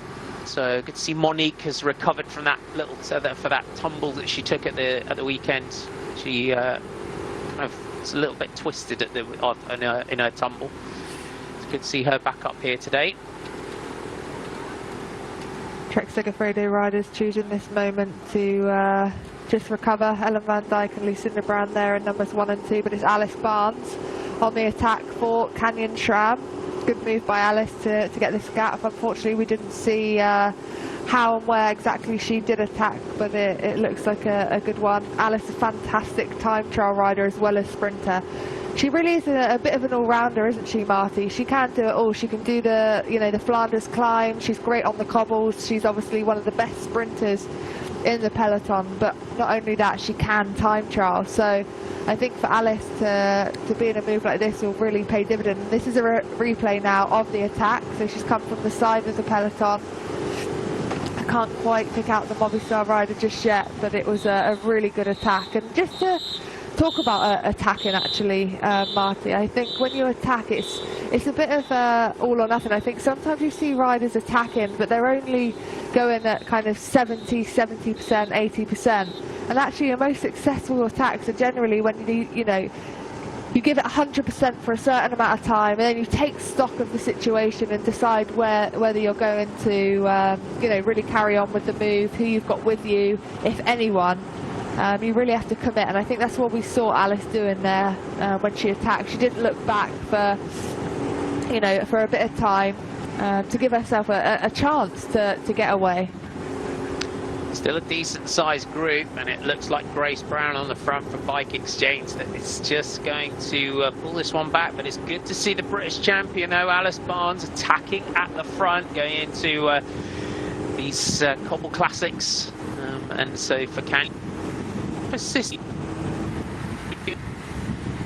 riders with her for Team Movistar.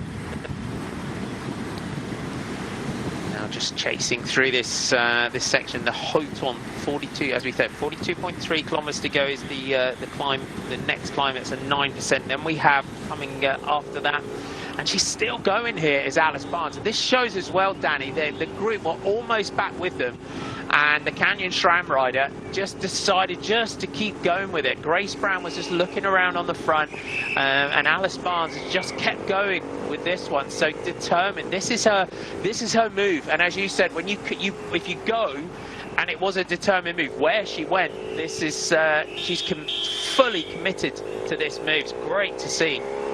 She has. She's obviously using the motorbike to her advantage in terms of using the lines that the motorbike is taking around those corners. Again, technically fantastic on a bike is Alice Barnes, the British time trial and road race champion. And like you said, she's really committed. It's almost all or nothing for Alice Barnes here. Like you said, the riders nearly got her back, and she went again. So, you haven't got that many attacks like that in your legs for a race like this, so you want to use the power when you can and really commit to it for a decent amount of time before you give up, because every time you make a move like that, you're almost emptying the tank a little bit.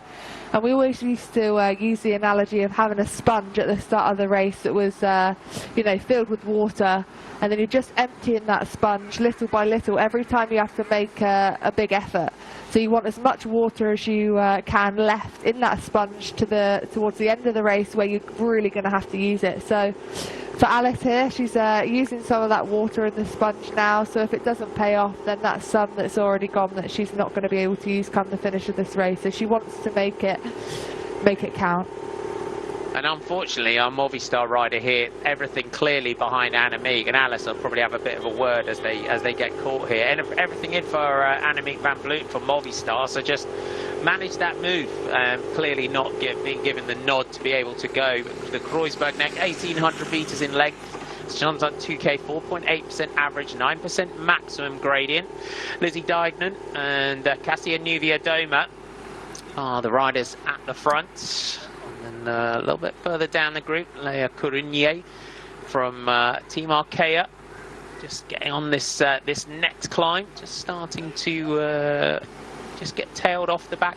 It was an interesting move there for the Movistar rider. Just you saw talking into the radio, clearly not given the permission to go, but just had to manage it.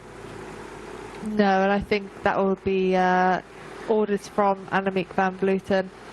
Potentially knew that it was going to kick off on this climb, and that she didn't want her to make any unnecessary effort for something that wasn't going to stick.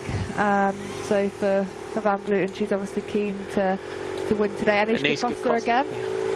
Yeah, Niska Costa just jumps down the side there. Niska Costa goes here for Jumbo-Visma. Big attack here. So she rode so well in Alfredo. She had an attack in Alfredo Binder, didn't she? Sorry for jumping in over the top of you there, Danny, but big move there for Niska Costa. No problem, Marty. Yeah, Niska Costa really going really well this season. She's fantastic teammate, as I mentioned earlier today, and also to make a move like that when Lizzie Deignan was setting a really strong tempo on the front was really impressive. Unfortunately for Alice Barnes, that attack was caught at exactly the wrong moment. You know, she worked so hard to attack and try and get that break as they've hit this climb. So Alice is just going to have to try and ride at her own pace now and hope that there's a lull in the peloton so she can get back into the group. You can see the team there, full on British champions bike as well. And Niska on the attack here for Jumbo-Visma. Gets rid of the bottle to the soigneur at the side. So you can see former national champion and everything. Alfredo Binder was clearly in for Marianne Vos, and Anushka had an attack on that day, but as we said a little bit earlier, with Marianne Vos in the race today for Jumbo-Visma, big boost after that victory for their team leader in Ghent-Wevelgem. And Danny said right at the beginning of commentary today that this could be a day where Anushka Costa gets the nod to lead the team, and now good gap here by Niska Costa, already opening up a sizable gap. Yeah, like you said, Marty, it's a real opportunity for a rider like Anushka. When you're missing, you know, that real superstar in your team, it's an opportunity to, you know, really take the race on, and that's what Anushka Costa's doing now. You know, if there's a race of Marianne Vos in, for example, chances are, you know, it will be the race will be for her and she'll be the leader. But for when she's missing, it's a good chance for the other riders to take the race into their own hands and pick up a big result. So this is a great move now by Anushka Costa. It looks like Trek Segafredo chasing behind. They don't want any team to get away without them present. There's Brodie Chapman wearing 72, and her teammates Marie-Léné is with her. See the Rupel cleaning rider though, Sarah van der Velde there, the Rupel cleaning colours. And Longo Borghini brings it back under control. Lisa Longo Borghini with Grace Brown right behind her, just keeping this race under control there. So Lizzie Deignan looks around, says Annemiek van Vleuten just moving up on the outside, the European Champions jersey. There's Sarah Penton for Drops-Le-Col. Temper team as well. Not far away now. Lizzie Deignan is the next rider to go on the attack. Sarah Roy not far away for Bike Exchange in that Australian Champions green, white and gold jersey. That comes to nothing. The next climb along the route is the Hotons, the Kreuzberg. So plenty of moves, nothing really sticking at the moment, Danny. No, it's not. We've not really seen a move get anything, you know, anything upwards of 10 seconds actually from the start today, and it's quite surprising. I thought there would have been a bit of a move go.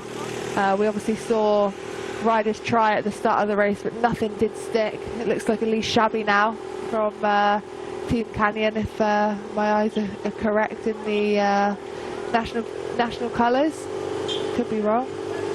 National champion of Switzerland with the national champion of France. Plenty of national champions jerseys. Just going past the feed here with the soigneurs just along the side. So good. And now we're getting another move in here. Just the attacks. See the Fantapura jerseys not far from the front as well. Movistar weren't happy to work with Alice Barnes, but now a little attack going in here. Trek Segafredo are going to have to chase this one down. To have 3 up the front is not what you want, but it looks like Liv Racing behind. They've just swung off, so it is going to be down to Trek Segafredo now to chase this move back. Leah Thomas, it looks like, yep, clear. My pictures are cleared. Sorry about that. It's like on the front here for Team Movistar. Another good rider, another option for them to play today. It's Audrey Cordon-Ragot just bringing that that gap back. And you've got that Stade Rochelet Charles Maritime jersey in that the yellow and black jersey just behind our yellow and black here of Jumbo-Visma.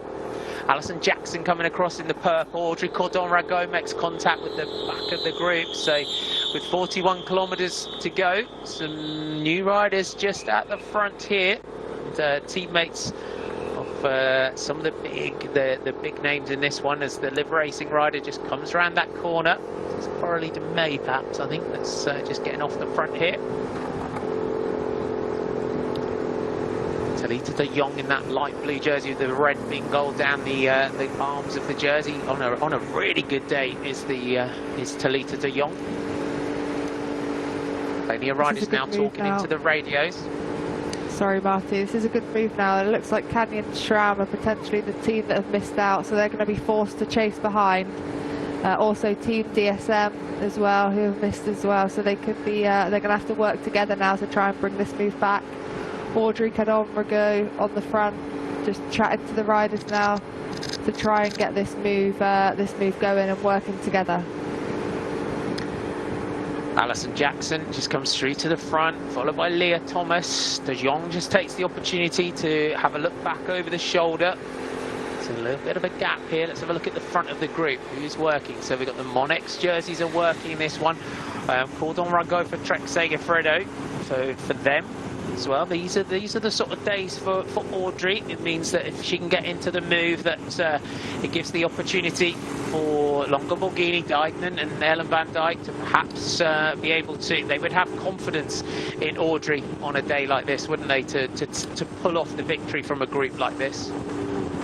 You'd say so, Marty. She would probably have to attack this group. I'm not sure she'd be confident in a sprint, but she could definitely win in that sort of long-range attack that we've spoken about before, the type of attack we saw Grace Brown make in that small group in Depana. But this group is a super strong group, especially with the likes of Leah Thomas and Alison Jackson as well. And for a rider like Leah Thomas, who's on the front now for Movistar, she had a fantastic year in 2019 and 2020. She took general classification in the Women's Tour of Scotland, and she had a few other podiums in 2019, and then in 2020 she won a stage of Valencia, the stage race in third in Strade Bianchi. So again, a great time trial rider, so good to have in this composition of riders in this move now that we're seeing that have got 13 seconds to the peloton. Indeed. So can this gap grow? Live Racing rider, another rider we saw a bit of a tumble in previous races, but Alison Jackson. So if you don't follow Alison Jackson on social media, check her out. She's one of the funniest and most entertaining riders out there. Is Alison Jackson. She's very, very entertaining. There's the shot though from the back of the group to the breakaway just ahead. So this you can just see the Yara Castelline just moving up on the outside. So this group, they've really got themselves together very quickly. They really are working well together very, very quickly in this one. Our next climb along the route is, we have the Nocteberg. 3 hours, 1,100 meters in length. Shouldn't be far. We won't be far away from that one, at 4 kilometers or so from the start of that. That's 11.8% average. Then we've got the Vossenhol, the Hollerstraat and the Nokkerenberg. If you're familiar with the Nokkeren course, you'll know the Nokkerenberg. Then we've got some more cobblestone sections, the final cobbles of the Decon, the Herlefenstraat, with 7.9 kilometers to go. Still in there, Liana Lippert, the DSM rider, who was away in that earlier move, wearing 13. Liana Lippert, she's still in that group behind.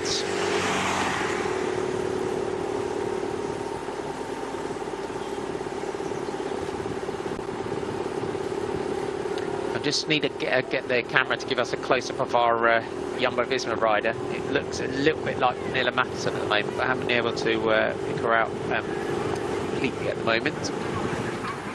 Or Karen Swinkles. It's one of those two, but we'll get confirmation of that one as soon as we get. Yeah.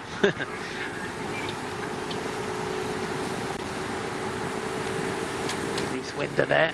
So just a little look down through the group there. It's Sarah Giganti.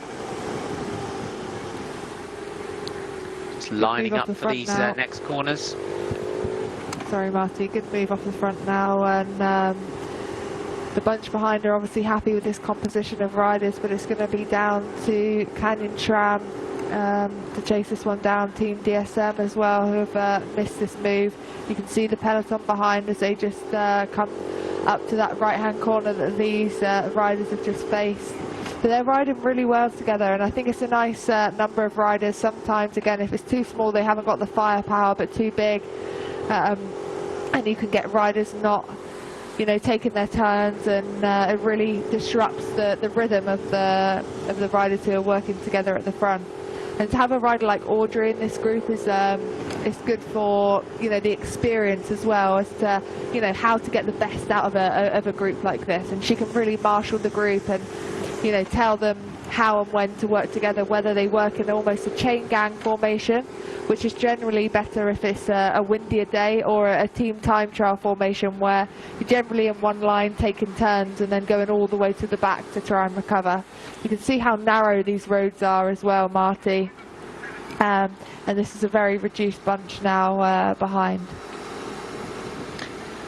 It is indeed 37 kilometres to go today in Dwars, Vlaanderen. If you're just joining us, welcome aboard. 122.2 kilometres today. And so still 4 climbs to go in this one today. This group is just being thinned down throughout the day. Sarah van der Velde for Rupel cleaning. Just on the back of the group here.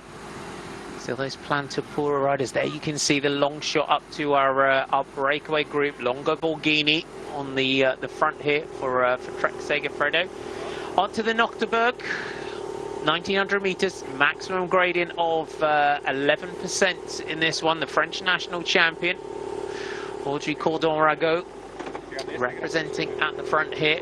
There's your group, so it's Naomi Rook and Julie van der Velde. So our last 2 riders they're giving us. So Julie van der Velde, Naomi Rook, the Swiss rider, good cycler, another rider with a great cyclocross pedigree, is the rider there in the yellow and black colours for the that French team, the Stade Rochelet Charon Maritime team.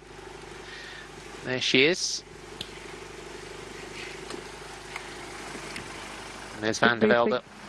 Julie van der Velde, sorry there, we were going to talk about the same rider, Marty. Real young up-and-coming rider. I think you're going to see a lot more of her in the next few years, and good to have found herself in this group, working hard with the other riders to try and keep this move away.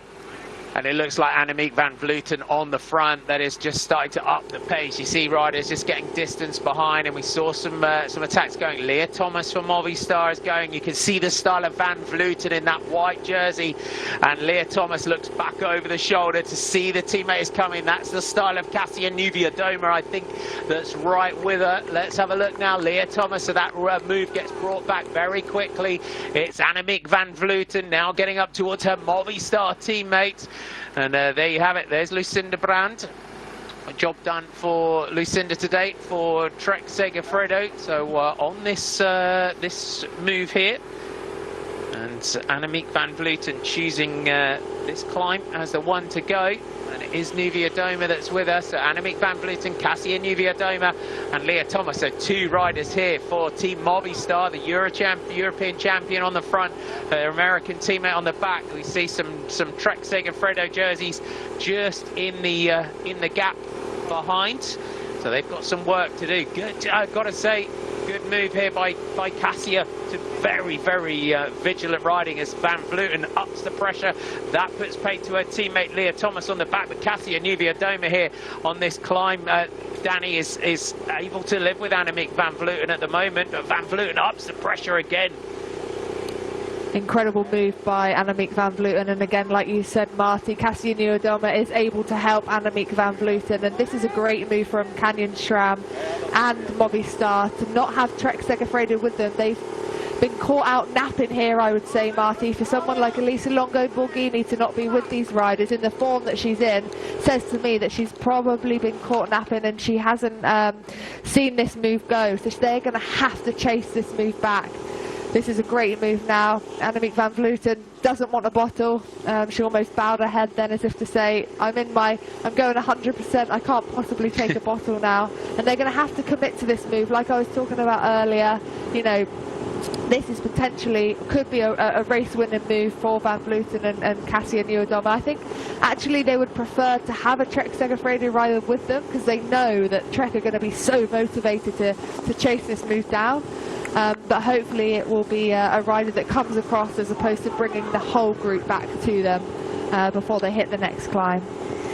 Cassia Nieuwendomme, the rider, a second wheel winner at the Amstel Gold Classic in 2019. A great rider, 18 victories as a pro, European champion, former world champion though. Annemiek van Vleuten on the front. She would have wanted to go clear on her own though, Annemiek van Vleuten. Would you say it, even at this far out from the finish? Yeah, I'm not sure, Marty. Actually, I think probably this far out from the finish is probably good to have Cassia Nieuwendomme with her.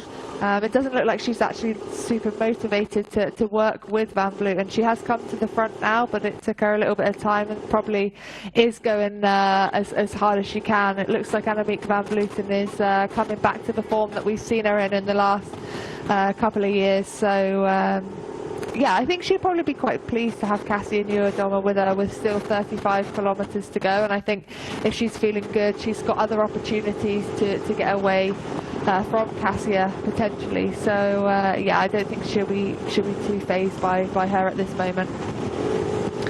And there's the gap there that they've opened up on that climb. That it's that long sustained effort out of the saddle that we know that Annemiek van Vleuten can do, and she's coming back into racing today, pinning a number on ahead of Ronde van Vlaanderen at the weekend. Has just come back from a training camp in Tenerife as Annemiek van Vleuten. There's the bikes just coming around the corner as they exit that section. The Vossenhol is the next climb along the route. We also got the Varenstraat section of cobblestones. It's 2 kilometres in length, and that will the start of that with about 29.5 kilometres to go on that one. The Vossenhol, 1400 metre climb. We've still got that ahead of us, the Holstraat and the Nokkerenberg. There is confirmation of our two leaders. So now with Movistar, European champion Annemiek van Vleuten, Cassia Nieuwendomme has looking good today. Is Cassia, a little flick of the elbow for Van Vleuten in this position for Cassia as well. You got to, you saw the effort that she made to get over that climb. We just go back to the chasers here with Longo Borghini and Audrey Cordon, and it looks like Lizzie Deignan are on the front here. Team Bike Exchange, a couple of riders in there as well. So those are the teams that are going to have to combine in this one to bring it back. 33 seconds though, Danny, already for our two leaders. Yeah, it's a really good gap already for Cassia and Annemiek. They're going to have to keep working hard though, because they've got Trek Segafredo behind. You know, they'll be riding full gas to try and bring this move back. They've missed out on this move. It's Elisa Longo Borghini now on the front, the Italian champion, with Audrey Cordon-Rago on her wheel, Lizzie Deignan and Ellen van Dijk. So it really is, at the moment, it's looking like 4 against 2. I think if this gap keeps going out, you'll see Team Bike Exchange helping Trek Segafredo out with the likes of Sarah Roy and Grace Brown. So it's going to be a really tough feat for these two to stay away. I think it is doable, but I think it's going to be really tough, especially with you know, motivated Trek Segafredo behind, and the form that someone like Elisa Longo Borghini is in. I think she's going to have to try and get across. If this move doesn't come down as they're working like a unit, then she'll probably have to pick a climb to try and get across on her own. But these two riders now out in front are working really, really well together. Annemiek van Vleuten yet to win a race for Movistar. She's only raced twice this year so far. She was 21st in Omloop Het Nieuwsblad. She missed the break. She had to ride across to it. She managed 21 come the finish, and she was 4th in Strade Bianche. So I think she'll be really motivated to to win a race for her new team, Team Movistar. She had 7 victories in 2020. She actually won the first 5 races that she took part in last year. She really was on fire, so I think she'll be keen to find that sort of form again. It looks like it's come back. She's looking fantastic out there today, and good to see Cassia up there as well for Canyon Tram. Indeed, there's your split screen on your left with 2 leaders, Van Vleuten and Nuvia Doma. Audrey Cordon-Rago on the front with Elisa Longo-Borghini behind her. Lizzie Dyden, Grace Brown, Sarah Roy, Sara Gigante, and for Team Tipco, it looks like up towards the front as well. Ellen Van Dijk just moves up for Trek Segafredo, so a little bit of chat now going on amongst the riders here. I think Ellen perhaps seeing if Live Racing are going to contribute to the chase. Yeah, it looked like Ellen Van Dijk was just going back there to have a word with some of the other teams to see if they can get some help up there at the front. At the moment, it's down to Trek Segafredo, and you can see Sarah Roy talking into her radio. She's probably communicating with the Team DS behind as to whether they should help Trek Segafredo or not. I think if I was a DS, I'd probably say just leave them out there a little bit longer. You know, they have got strength in numbers. We know what sort of form Elisa Longo-Borghini's in, so if Team Bike Exchange can just keep the pressure on Trek Segafredo for the next couple of kilometres while it's sticking at that 30-second mark, I think that would be a clever move by that team to try and just tire out Trek Segafredo and put that pressure on. It's Elisa Longo-Borghini, she's taken part in this move, and actually Ellen Van Dijk, I haven't seen her come through yet, so interesting. That means it could be for Ellen Van Dijk today to see Elisa Longo-Borghini working this hard. You could argue that she's not the leader. We'll just see if Ellen Van Dijk comes through in the next couple of kilometres. But they're holding this gap, Marty. Annemiek van Vleuten and Cassia Nieuwedoma now.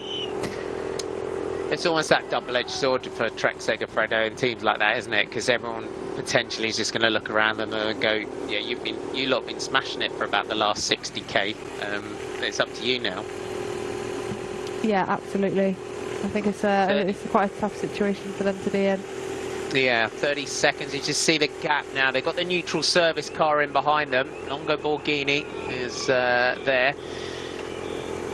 All lined out. Soraya Paladin for Live Racing. Talita de Jong is still up towards the front for Bike Exchange. I think they've just got Sarah Roy and Grace Brown in here. So a couple of them in the Pantapura jerseys. Niska Costa still in there for Jumbo-Visma. All lined out though. Ellen Van Dijk though looks like is going to start to perhaps come up towards the front. Got to say, hats off to Movistar the way they've ridden today. That's been an interesting watch as well. We've seen them working really well for Emma Norsgaard so far this season, and now we're starting to see the combination. Leah Thomas, I think it was O'Binnick that was in the breakaway a little while ago. Just watching how they're working as a unit and working here with Annemiek van Vleuten, the new team leader. Yeah, it's been really impressive, like you said, Marty, with Emma Norsgaard's incredible results at the beginning of this season. They've worked really well as a unit for her in the first few races, and the races that we've seen Annemiek van Vleuten in as well. Strade Bianchi and now today they've worked. We've always seen them in the moves, whether it be Orbianique, like you mentioned at the beginning of the race, and then Leah Thomas, that really set that move up for Annemiek van Vleuten. I think Annemiek van Vleuten almost used her as a target to counter-attack from. But it was interesting here. Elisa Longo-Borghini is back on the front. Lizzie Dijkman didn't go through, and Ellen Van Dijk is just sitting back. She's tightening her shoes. So I actually think it could be for Ellen Van Dijk again today. Elisa Longo-Borghini is just using this as a warm-up for Flanders. And it's a tough day out there for the Italian and the French rider, who seem to be riding as a duo to try and bring these riders back. But the gap is coming down, 23 seconds now, and Team Bike Exchange seem to be coming forward to help Trek Segafredo now with Sarah Roy. Australian national champion Sarah Roy and Grace Brown now getting the nod to come through towards the front. We're on to the next section of cobblestones. So the Varenstraat, 2,000 metres is this section. 29 kilometres to go. The Vossenhol is the next climb after this one. So 2 kilometres of cobblestones through here. So our 2 leaders just holding now that 20 seconds. It's kind of 2 against 4 now when we've got Grace Brown and Sarah Roy in there, and Lizzie Deignan also up there.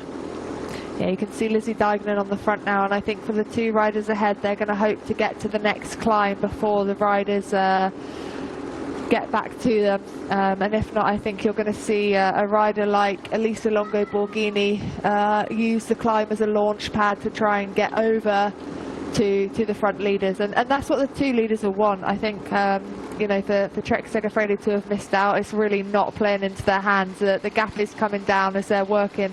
You know, like you said, it is almost 4 against 2, especially with Bike Exchange helping them as well, with Grace Brown and Sarah Roy coming to the front. For these 2 riders, I think unfortunately it's going to be too hard to stay away, especially for 28 kilometres. It's such a long way to go, and Trek Segafredo and Team Bike Exchange are definitely not going to give up. I think best case scenario for the 2 riders is that the 1 Trek Segafredo rider and 1 Bike Exchange rider get across, and then they can work out how to win from that composition, rather than, you know, a big group of 20 coming back and having to you know, marshal from a group like that is definitely harder than a smaller group. Lisa Longo Borghini on the back of the group, Ellen van Dijk here, and the as we said earlier on, double winner of this race, winner of the last edition in 2019, took it from Marta Bastianelli, Lucinda Brown, Elena Cecchini, Shayla Gutierrez up there, Sophie De Voist, Annemiek van Vleuten 7th, 8th for Elisa Longo Borghini, Liana Lippert, Cassia Nuvia-Doma 10th on that occasion. There's the shot though from the front, 16 seconds on the cobblestones.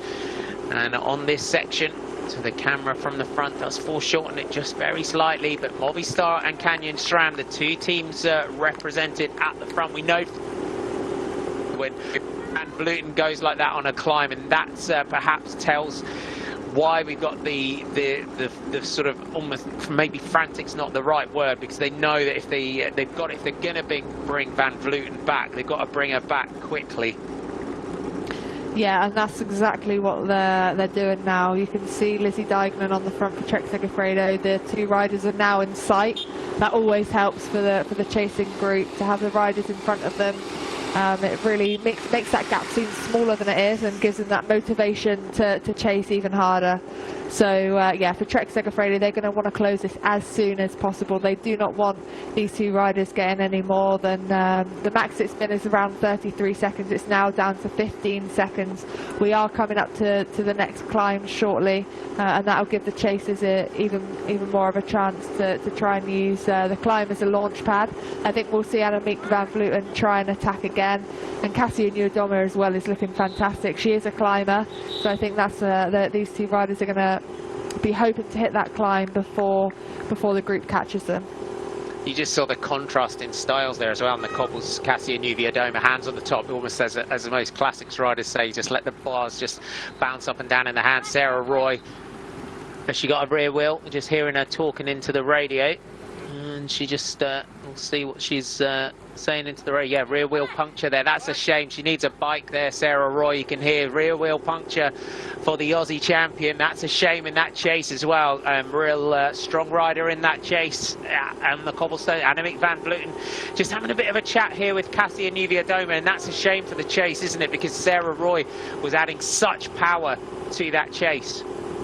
Yeah, it is not only for Team Bike Exchange but also Trek Segafredo. I think they will be gutted as well, and a really unlucky moment to get a puncture, you know, just off the cobblestones. Chances are the cars will be even more lined out, and it will take the cars longer to get to the Australian rider. She had bad luck in Wevelgem as well. She crashed into the ditch, so she's not having a good streak of luck here, Marty. I'm glad you didn't predict her for the win, because otherwise you definitely would never be able to predict ever again. But yeah, for this Australian rider, she's going to have to try and get the team mechanic to change as quickly as possible and fight to get back into contention. Yeah, the riders just get an icy chill when I just predict that they're going to going to win a bike race. I'm never predicting anything ever again. The two leaders, 25 kilometers to go, still holding advantage. Hannah Nielsen in that group behind for Lotte Sudal, which is good to see her in there. And as Danny said, the chances are at this point the cars are going to be behind, can be quite far behind the riders through tight technical cobblestone sections, not always with the riders and able to get to them quickly. But the gap here is holding, Danny. It looks like it's after that puncture of Sarah Roy, it looked like a bit of the momentum went out of the chase, and Leah Thomas here just running a little bit of interference second wheel there for Team Movistar. Yeah, and it doesn't look like Trek Segafredo are, you know, just working together now on the front. And also for Team Bike Exchange, if Grace Brown is their only option now in this group behind, I would not be chasing if I was the Australian rider. So yeah, Ellen van Dijk now to the back of this group. So like I mentioned, they haven't got all their riders chasing. She looks like she is going to try and make an effort to get back to the front. They've lost Sarah Roy, and the gap is now going back up. It's now at 23 seconds. They are going to hit the next climb shortly. So Juliette Labousse, Floortje Mackay. So that's two leaders. 23 seconds our gap has gone back out to. It did look like it was coming back quite quickly. So 23 seconds is that gap. Just holding that gap.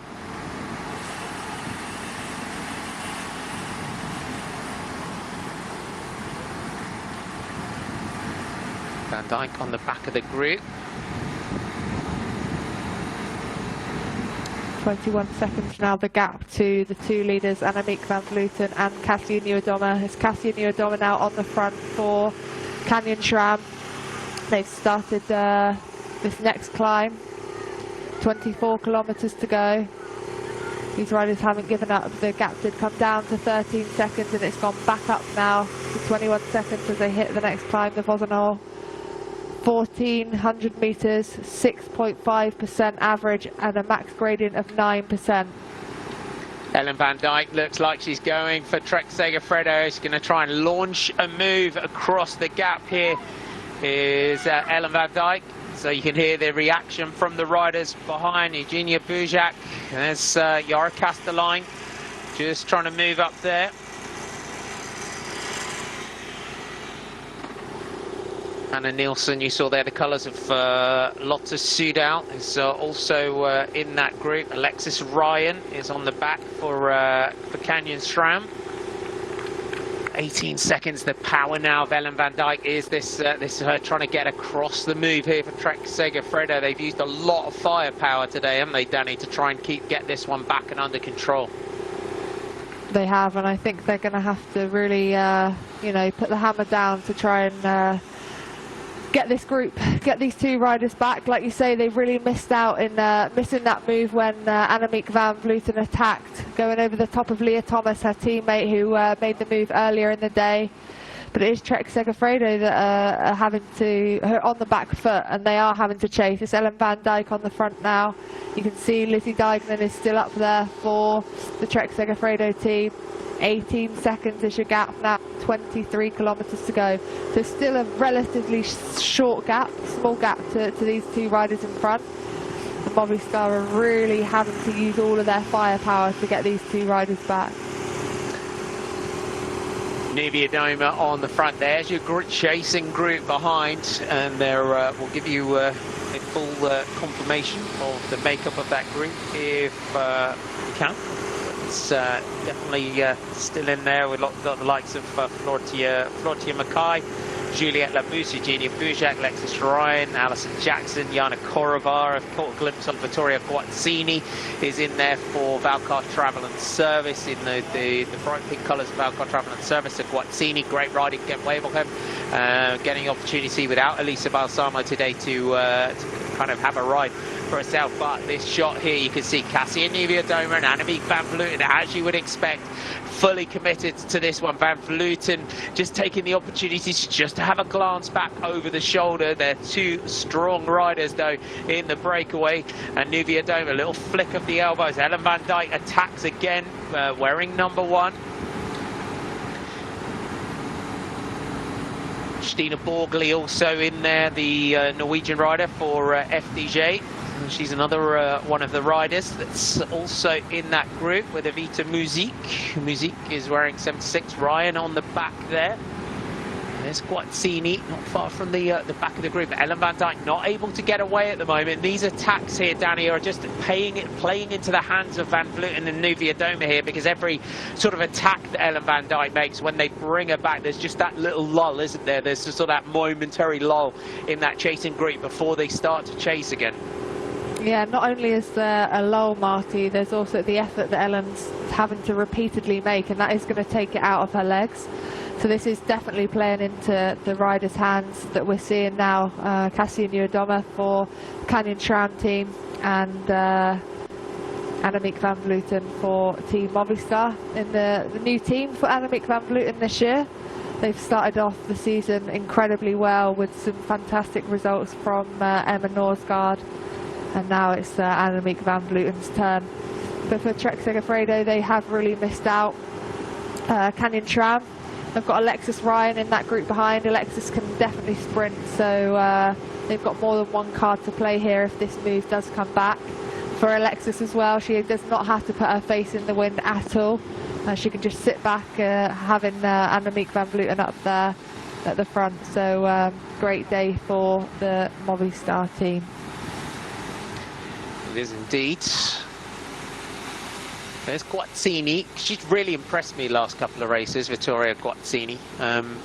Up the back there wearing 172. She's definitely had a good couple of races. Great lead-out rider for Balsamo.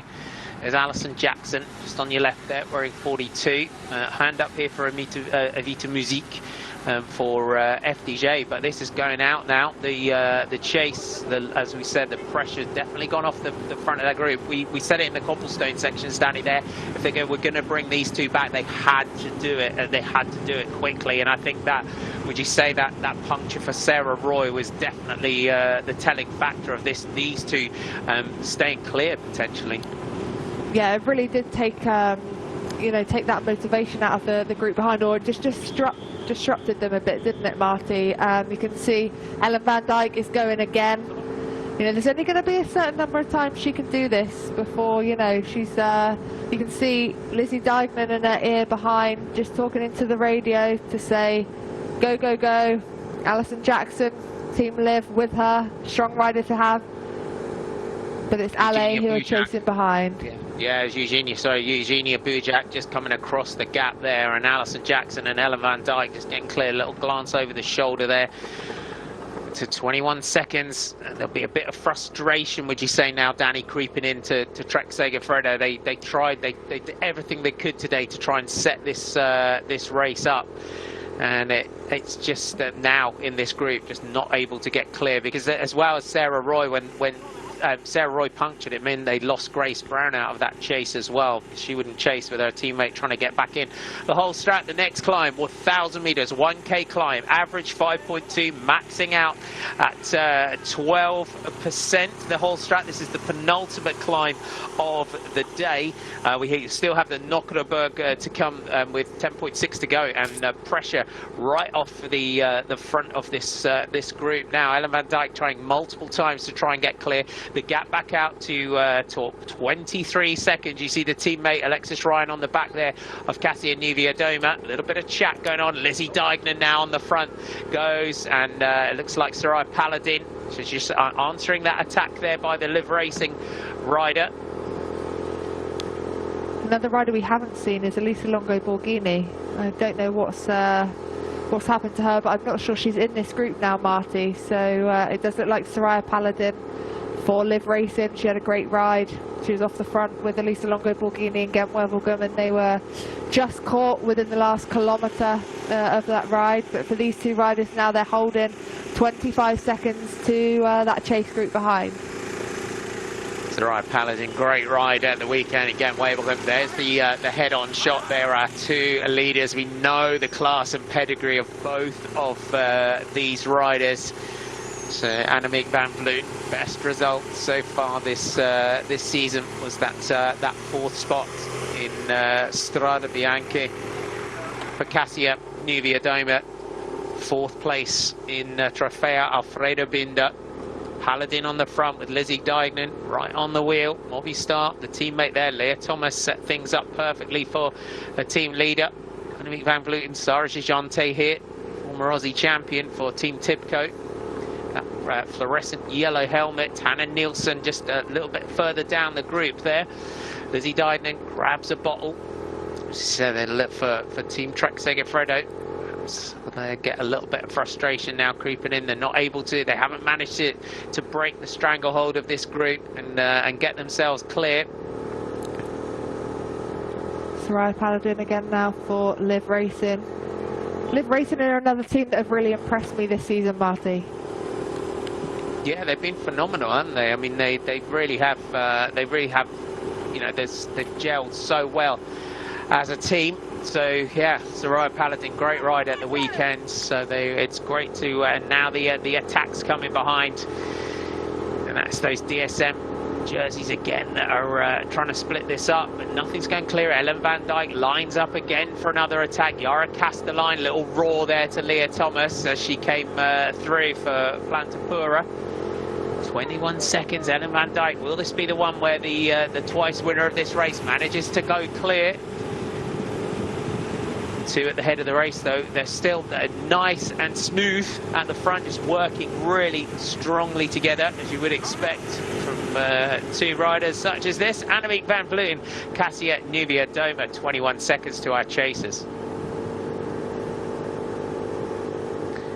You can see Plantapura getting up here. Yara Castelline, little flick of the elbow there to Ellen van Dijk. Yara, great road rider. Rode really well, had some good results in the Tour of the Ardèche last year. Did concentrate for a while as a pure road rider, has gone back to cyclocross. Talita de Jong for Bingoal is the rider just trying to come across the gap here. This could be a good combo though, Danny, if Talita de Jong gets on. Yeah, it does look like this could be a good move, but it does look like there's motivation behind, and unfortunately when you get that attack like Talita de Jong's just done, it really motivates the group to chase, and it can come back together. So it looks like it's Liv Racing now just getting hold of this group, and it looked like Lizzie Deignan was really trying to disrupt that chase behind for Ellen van Dijk. She keeps trying time and time again, but it just doesn't seem to be working out for Trek Segafredo today. These 2 riders are holding the gap. It's only 18 seconds. It's not been much more than 30 seconds, but they are not giving up. 17 kilometers to go now. Like you mentioned, Marty, only 1 more climb and then 2 cobbled sections to go. And after the last cobbled section, there's 7 kilometers before the finish. But it's Ellen van Dijk now on the chase. It is Van Dijk, Castelline, de Jong, and then you've got Paladin with Guazzini and Brown. Gigante are the next riders on the road there. And Vittoria Guazzini, look at the power of the Valcar Travel and Service rider, who closes this one down and then just punches a hole in that group if they get themselves working together here. Lizzie Deignan with Eugenia Bujak just on the back of that group. De Jong through to the front here. So 18 seconds is the gap's just yo-yoing at the moment, isn't it? Yeah, it is, and that was an incredible move from Guazzini there. She almost closed that gap, you know, in one fell swoop on her own, and that's what you really need to do when you're attacking like that. It is almost an all or nothing move, like I was talking about before.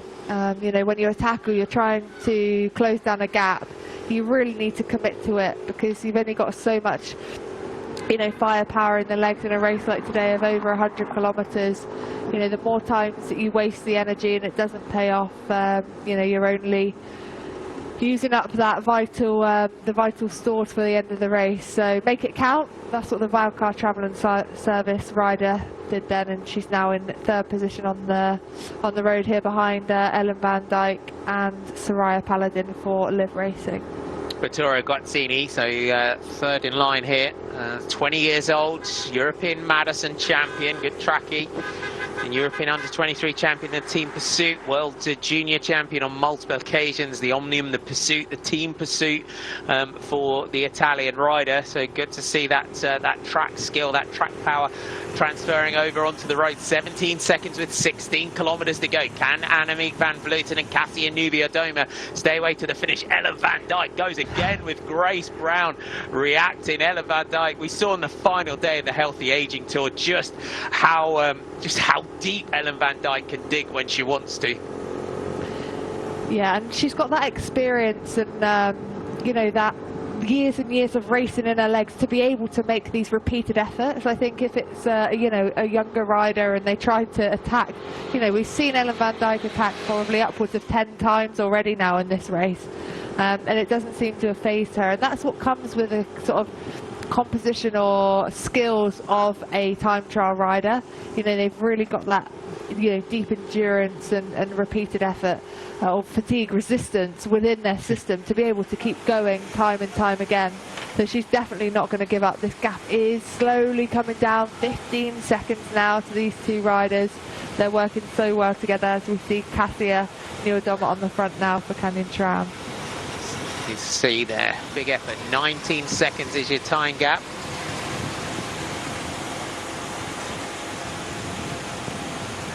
It's such a great shot. She's got such an incredible position on the bike, hasn't she, Cassia Nubia-Doma?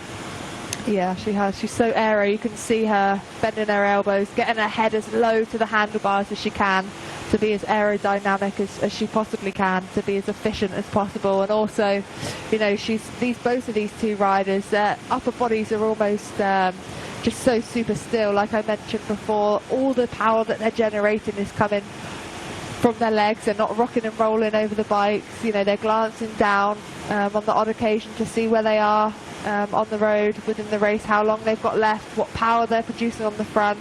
They'll know what they can produce, and they can use their power meters to tell them that, to be able to work as effectively as possible. But it's still Ellen van Dijk on the front. It is for Trek Segafredo. I thought it was really interesting, that side shot of Annemiek van Vleuten, in terms of you can see how much she uses a diaphragm, as you know, using the way when you watch a rider's stomach go up and down, you're almost using the breathing as you're using it's almost like bellows, isn't it? If we get another side on shot, in order to get, you know, just as much oxygen into the system as possible. Yeah, you see it a lot as well on the men's side, and it's a real skill, like you mentioned, Marty, to be able to breathe really deeply into your diaphragm to try and take in as much oxygen as possible. We know that you need that oxygen for your muscles to work, for your red blood cells as well, to fire as efficiently as possible. So yeah, another quite interesting point to mention when you look at Annemiek van Vleuten from the side. 13K to go, 15 seconds. So it's holding, so all of those attacks behind. Two riders that can just sit there and hold that. Annemiek van Vleuten looking to try and get her first victory in the new colours of Movistar. So get her career with this with her new team really launch that one. There's Juliette Labousse wearing 12. Floortje Mackay wearing 14. There's the gap. So they can see them as they turn left and right through these sections here. And then you've got Liana Lippert wearing 13, who's just not far from the back of the group there, Liana Lippert. So still 3 riders in here for DSM. They need to, you want to say out of DSM here, they've got to decide who they're working for and perhaps contribute to this chase. Yeah, definitely. I'd say, yeah, Liana Lippert, she's still a young rider, but she's had some really good results in the past couple of years. Good to see her there. But I think we will, Marty. I think at the moment they're just letting Trek do all the chasing with the composition that they've had in this race. And then coming into the last 10K, potentially on the cobbles, the last 2 cobblestone sections, we'll see riders and teams as DSM you know, really play their cards and play the strength of having numbers in this chase group behind to their advantage, to try and either get across to these riders or attacking themselves. onto the Nokkerenberg. The run into this climb, 5.7% average gradient, maximum of 6.7%. This is where Nokkeren course finishes. It's a great climb, and then it's quite technical over the top of this one. So into this is the final climb of the day. So then they'll have the wind kind of changes direction. Then they've got another cobblestone section to come. There's your group behind, so you can still see them as we go through there. It's still holding fast at 23 seconds from your two leaders. Are they going to stay away in this one? What do you think, Danny? I knew you were going to ask me that then, Marty. I'm going to go with yes. Let's back them. I always like the the real brave to win. I think unfortunately Trek Segafredo are losing out today. They have got Lizzie Deignan in the group, but it looks like Ellen van Dijk is just struggling now after her repeated efforts. Earlier in the race, she must have tried to attack around 10 times, but this climb is really just taken out of Ellen van Dijk. I wouldn't be surprised if she gets back on. They've crested the top now, so for Ellen, such a fantastic time trial rider, I'm sure she will be able to get back on, but those repeated efforts seem to have really taken it out of her.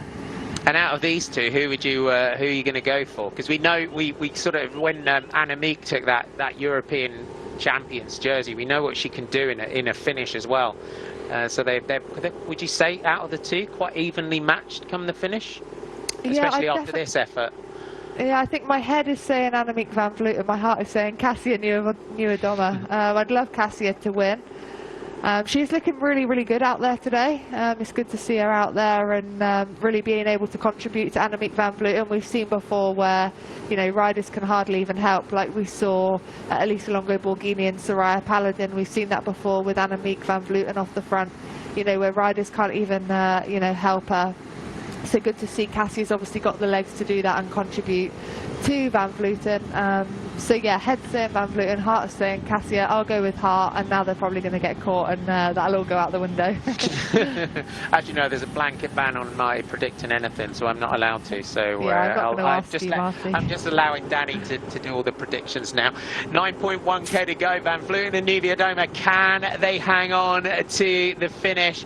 And the chase behind us after those repeated attacks of Ellen van Dijk and Trek Segafredo. It's now up to some of the other teams perhaps to give the chase on the descent. Danny, looks like the gap is potentially going out again, and that chasing group behind has got some impressive riders in there as well. And we're heading back towards Waregem, where we started, and I got to say, Cassia out of these corners looking really impressive, the way, the power and the speed that she's jumping out of these corners.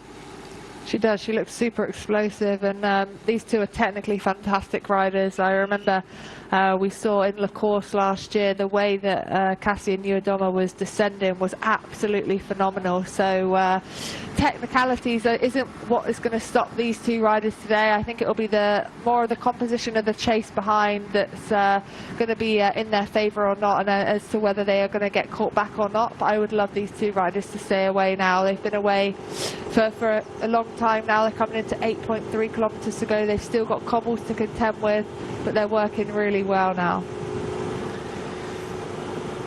They are indeed. The Herlechem-Straat is the final cobblestone section, and it's 800 metres, and they're not far away from it now. This will be the final objective of the day. Here we hit the cobblestone section here, and 8k to go. And these open sections, it allows that chasing group to just glance across, see that they're still holding that advantage. So Team Movistar and Canyon SRAM, your two teams are represented at the front. If you're just getting on board today, welcome. Dwars door Vlaanderen, Waregem to Waregem, as 122.2 kilometres is the distance today. Ellen van Dijk gets onto the group again for Trek Segafredo, goes straight over the top and back through to the front, has recovered in this one. This is Yara Castellan on the back of the group here for the Planta Pura team. So the cyclocross rider, Stina Borgli, just on the outside there for FDJ. Good finisher is Stina Borgli from Norway. 7.5k to go. This long section of cobblestones through here.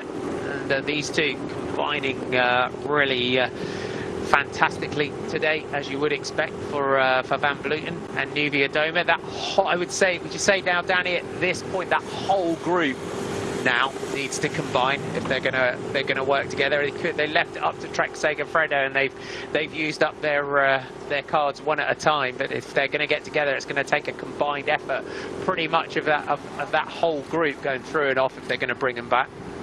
Yeah, and I think Ellen van Dijk has tried and tried and tried again, and we saw that she got dropped on that last climb, and then she just tried to attack again, coming into that cobbled section. She's now at the back of this group, so I think she's better off actually trying to, you know, motivate this group of riders to work together as opposed to trying to jump across on her own. I think, unfortunately, that is not going to happen for Ellen van Dijk today. Here's your two leaders, 6.7 kilometres to go. No more cobbles left. I'm interested to see where Audrey Cordon-Rago and Elisa Longo-Borghini went. We actually missed that, whether they were caught up in the same sort of puncture that Sarah Roy had. I'm sure we'll hear after the race, but the riders are getting closer, Marty. You can see that they've just gone round that right-hand bend, and these two riders are in sight now. Ellen van Dijk is on the back of this chasing group behind. Grace Brown is still there. There's 3 DSM riders. You'd hope to see DSM on the front now. Hopefully we'll see the front of this group and see which riders are working. You can see a DSM rider there. Is that Liana Lippert? Just at the back, Sana Khan, or Yara Castelline, sorry, from the Planter Pura team. She is a fantastic climber, so great to see the cyclocross rider in this group as well.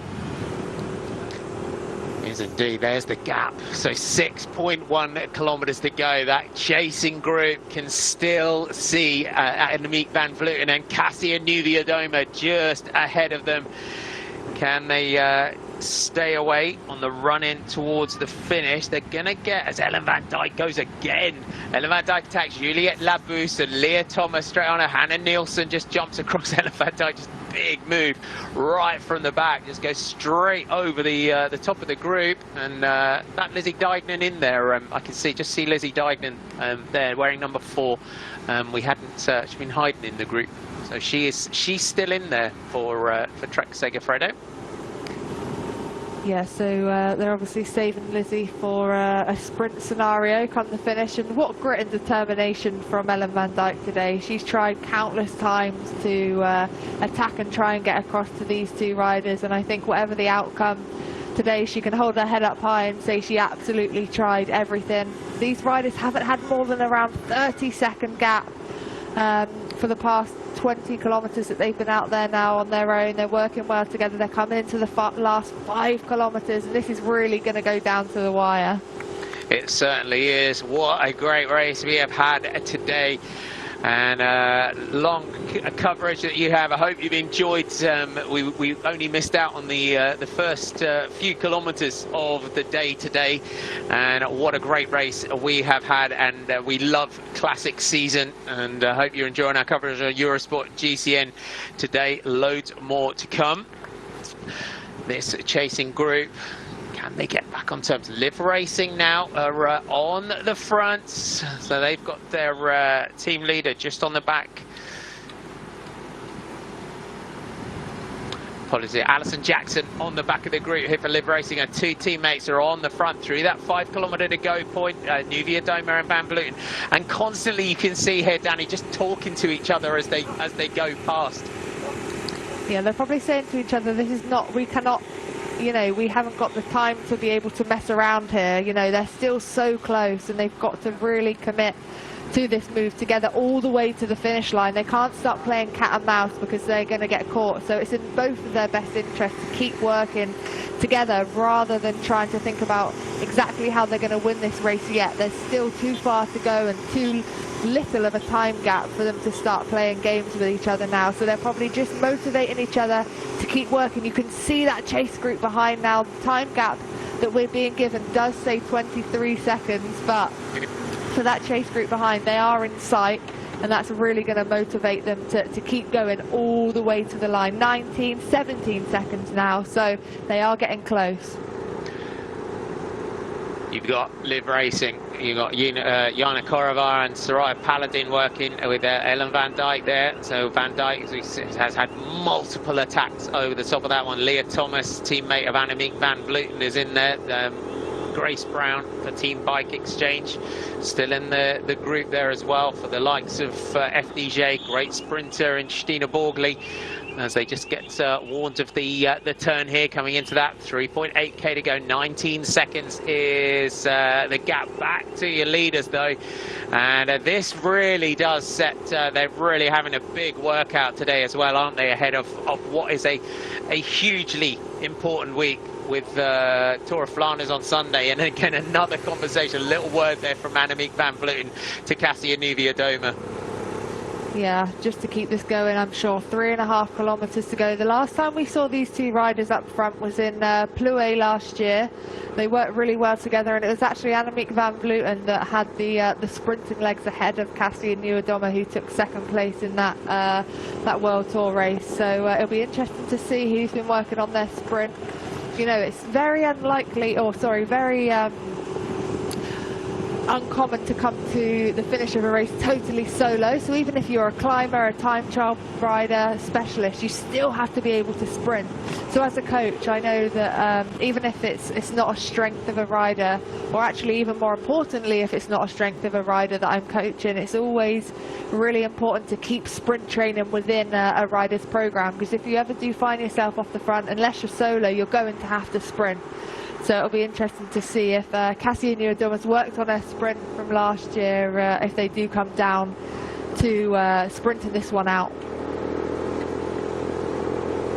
Liv Racing and Trek Segafredo, Gigante still in there. Evita Muziek just moving up for FDJ. So Ellen Van Dijk just digging deep and finding just something extra that she can. But our two leaders here, 2.6 to go, just still 18 seconds is the time gap. I'd say these two are going all the way to the finish in this one, and it'll just go. Would you say the conversations, Danny, between the two of them out there, it's just let's just run in, and we'll just, you know, if they do start to mess around and look around at each other, that's when the group behind will be back on them. It's just got to be, let's just run in and just you know, drag race it to the line and try and go off the sprint at warp speed. Yeah, I think so, Marty. You know, it's we're going to be top two guaranteed, or you know, potentially be absolutely swamped and come 20th. So it's in both of their best interest to keep going and just fight it out in the last few hundred meters. You know, they're both guaranteed a top two. Like I said, they both will be motivated, obviously, to win this bike race. But they need to keep going. The gap is too small for them to start playing games. And it's Ellen Van Dijk, what a superstar. She's definitely the most combative for today from Trek Segafredo team. She's not given up. She's got Lizzie Deignan still in this group, who's got a great sprint on her if it comes down to a sprint finish behind. Soraya Paladin for Liv Racing. She's got Jana Korova still in this group behind, who is also a fantastic sprinter. So she's working to try and bring these two back down. 12 seconds now, Marty, so the gap is coming down behind. It is quite small now, but I do think these riders are going to manage to stay away. They've only got 1.5 kilometers to go. Big effort now, Annemiek van Vleuten and Cassia Nieuwiadoma just keeping that pressure on. They know what the powerhouse Ellen Van Dijk can do behind. She's got some help though from Liv Racing. They'll be looking for the Flamme Rouge across the road very, very soon. What a great combined effort from these two riders, Team Movistar and Team Canyon SRAM. Behind the group though, they've got for Trek Segafredo, Ellen Van Dijk will be looking to try and just maybe pounce right at the end. They'll be hoping that these two just perhaps start to look around at each other and give them the opportunity to come back.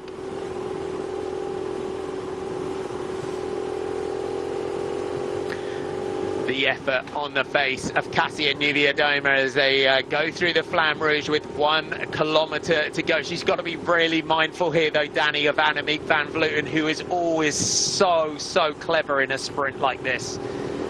She is clever, and we did see just a time gap there of 28 seconds. So actually now they're in the last kilometre. They do have a bit of time now to suss out how they're going to best win this race. The group behind have just gone under the Flamme Rouge, so it's 1 kilometre to go for the chasing group behind. They're going to be working out how they can get the 3rd spot from this race behind. But Cassia Nieuwedome and Annemiek van Vleuten are going to be fighting it out for the win for today. Now they line it up. Van Vleuten on the front. Nieuwedome is in the perfect position. Movistar and Canyon Strand, 300 metres. Van Vleuten's going to go for a long, drawn-out sprint here. Cassia Nieuwedome in the wheel. Van Vleuten, we know these long, drawn-out sprints. Nieuwedome, can she find something here to try and come past Annemiek van Vleuten, who's gone from that bottom corner? A 300-metre sprint from Annemiek van Vleuten, and she takes it from that bottom corner. Cassia Nieuwedome second, just had no chance there to come past Annemiek van Vleuten. And is it Floortje Mackay here that's sprinting it out? Alexis Ryan, here comes Vittoria Guazzini in the sprint behind. Alison Jackson for Live Racing right on the right. Guazzini down through the centre there. Looks like Guazzini perhaps puts herself on the podium today. But Danny, what can we say about that sprint? 300 metres from that bottom corner for Annemiek van Vleuten. That's what we said, kind of running into it. You've got to be so careful. We know how long and drawn out she can make those sprints. That was incredible, Marty, you know, to go from 300 metres to go, and Cassia Nieuwedome was literally hanging on her wheel. She could hardly come round at all. So that just shows the power that Annemiek van Vleuten had there. You know, she worked so hard with Cassia Nieuwedome to stay away, and she still had it in her legs to make a sprint of 300 metres come the finish. So I'm sure she'll be looking to take, that was almost a dress rehearsal for Flanders at the weekend. They call it the dress rehearsal for the big one. So that's going to give Annemiek van Vleuten the confidence she needs going into Flanders, but also for Cassia Nieuwedome. That was such a fantastic ride from the Polish rider, and I think that will also build her confidence as well going into the bigger classics that we've got coming up. 75th victory as a pro for Annemiek van Vleuten, and the first in her new colours of Movistar. Danny, just take us through that sprint, bottom corner. You could see Cassia here just searching for a gear to try and kick past. Yeah, absolutely, Marty. She led that one out right from the bottom corner, out the saddle most of the way, and Cassia could hardly even come round her. She was just hanging onto the back wheel.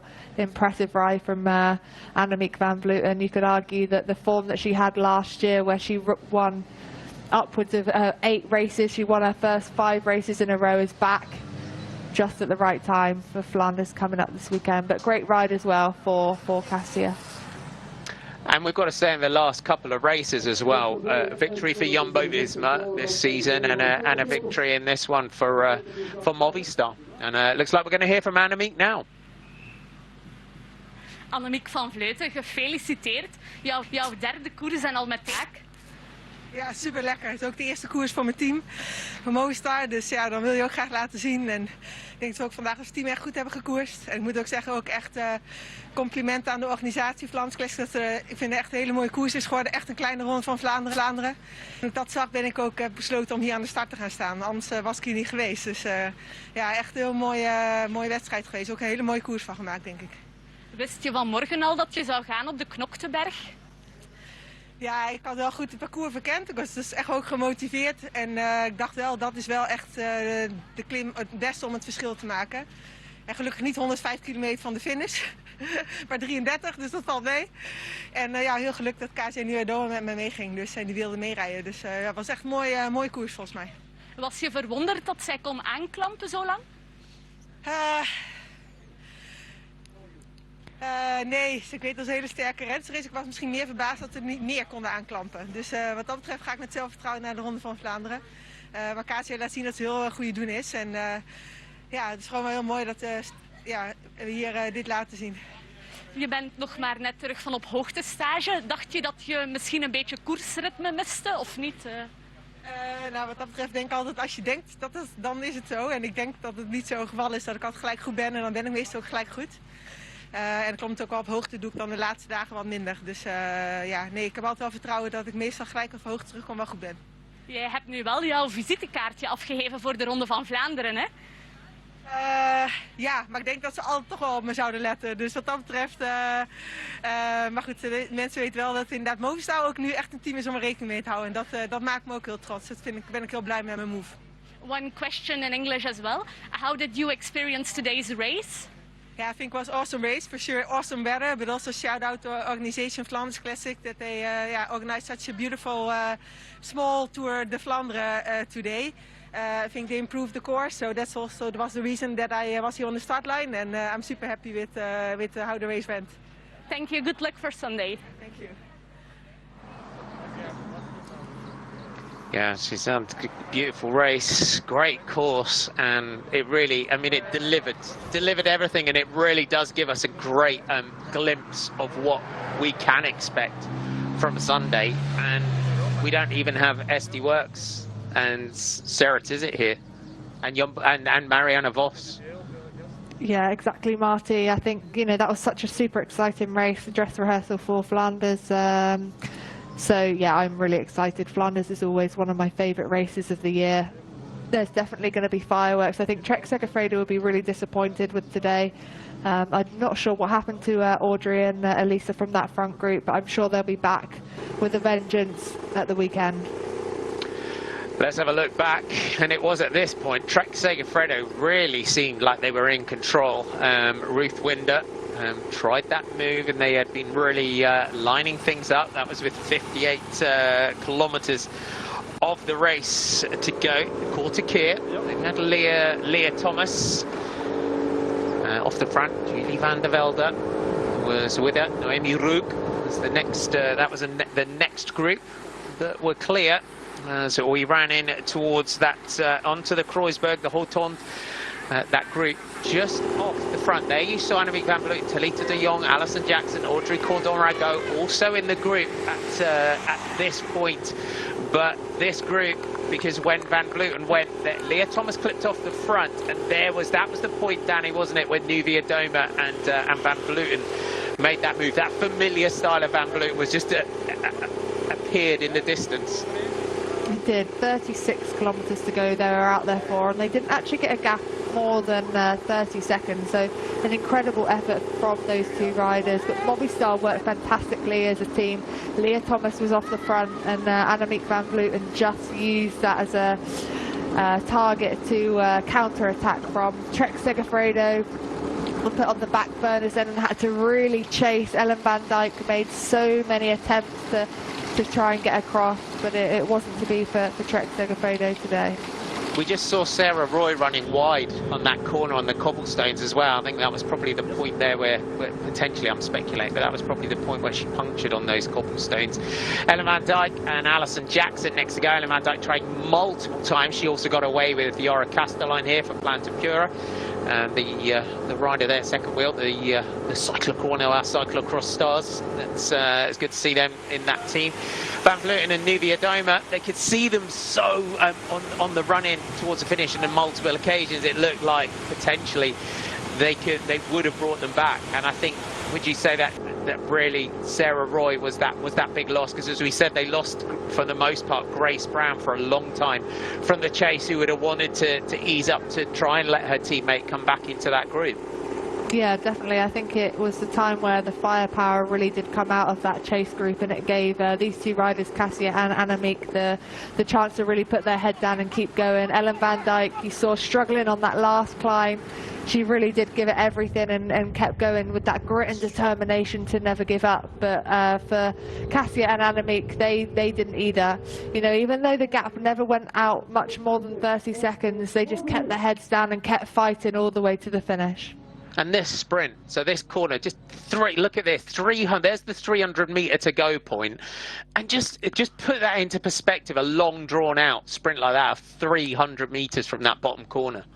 It's incredible, and to see her out of the saddle for that whole 300 metres is something else that's really, really impressive. So yeah, Annemiek's obviously got the firepower there, and the fatigue resistance, which I've mentioned a few times in my commentary recently. As a coach now, it's really important to be able to be fatigue resistant, so be able to sprint at the end of a bike race as well as obviously in training. It's great to be able to produce super high powers when you're fresh, but it's about being able to produce the power after a long bike race as well. So Annemiek's obviously been working on that. She's super fresh, really fit. She's got great form, as Cassia does as well, but that sprint was really impressive.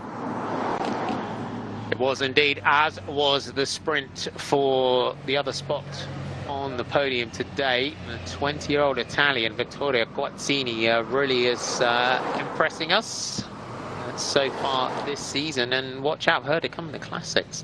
There you have it. There's your top 10. So it's Annemiek van Vleuten, Cassia Niewiadoma, Alexis Ryan takes third spot ahead of Vittoria Guazzini, Jackson Brown, Mackay, Bujak, Van Dijk and Borgley was your top 10. So good to see Alexis Ryan back up there and on the podium today, Danny. Yeah, great move to have Canyon Schramm second and third place. That'll be, yeah, good morale. Alice Barnes also had a really good race. She was really aggressive. She made a really good attack in the middle section of the race. But yeah, good to see the American up there to take the third spot of the podium today. And a good fourth spot. Remember that name. She is really on the rise, is Vittoria Guazzini for Valcar Travel and Service. That looks like that's it for the day. Make sure you tune in for the men's tour Dwars, Vlaanderen. A little bit later on, Danny and I are back on Sunday with Ron van Vlaanderen. We'll see you soon. Bye for now.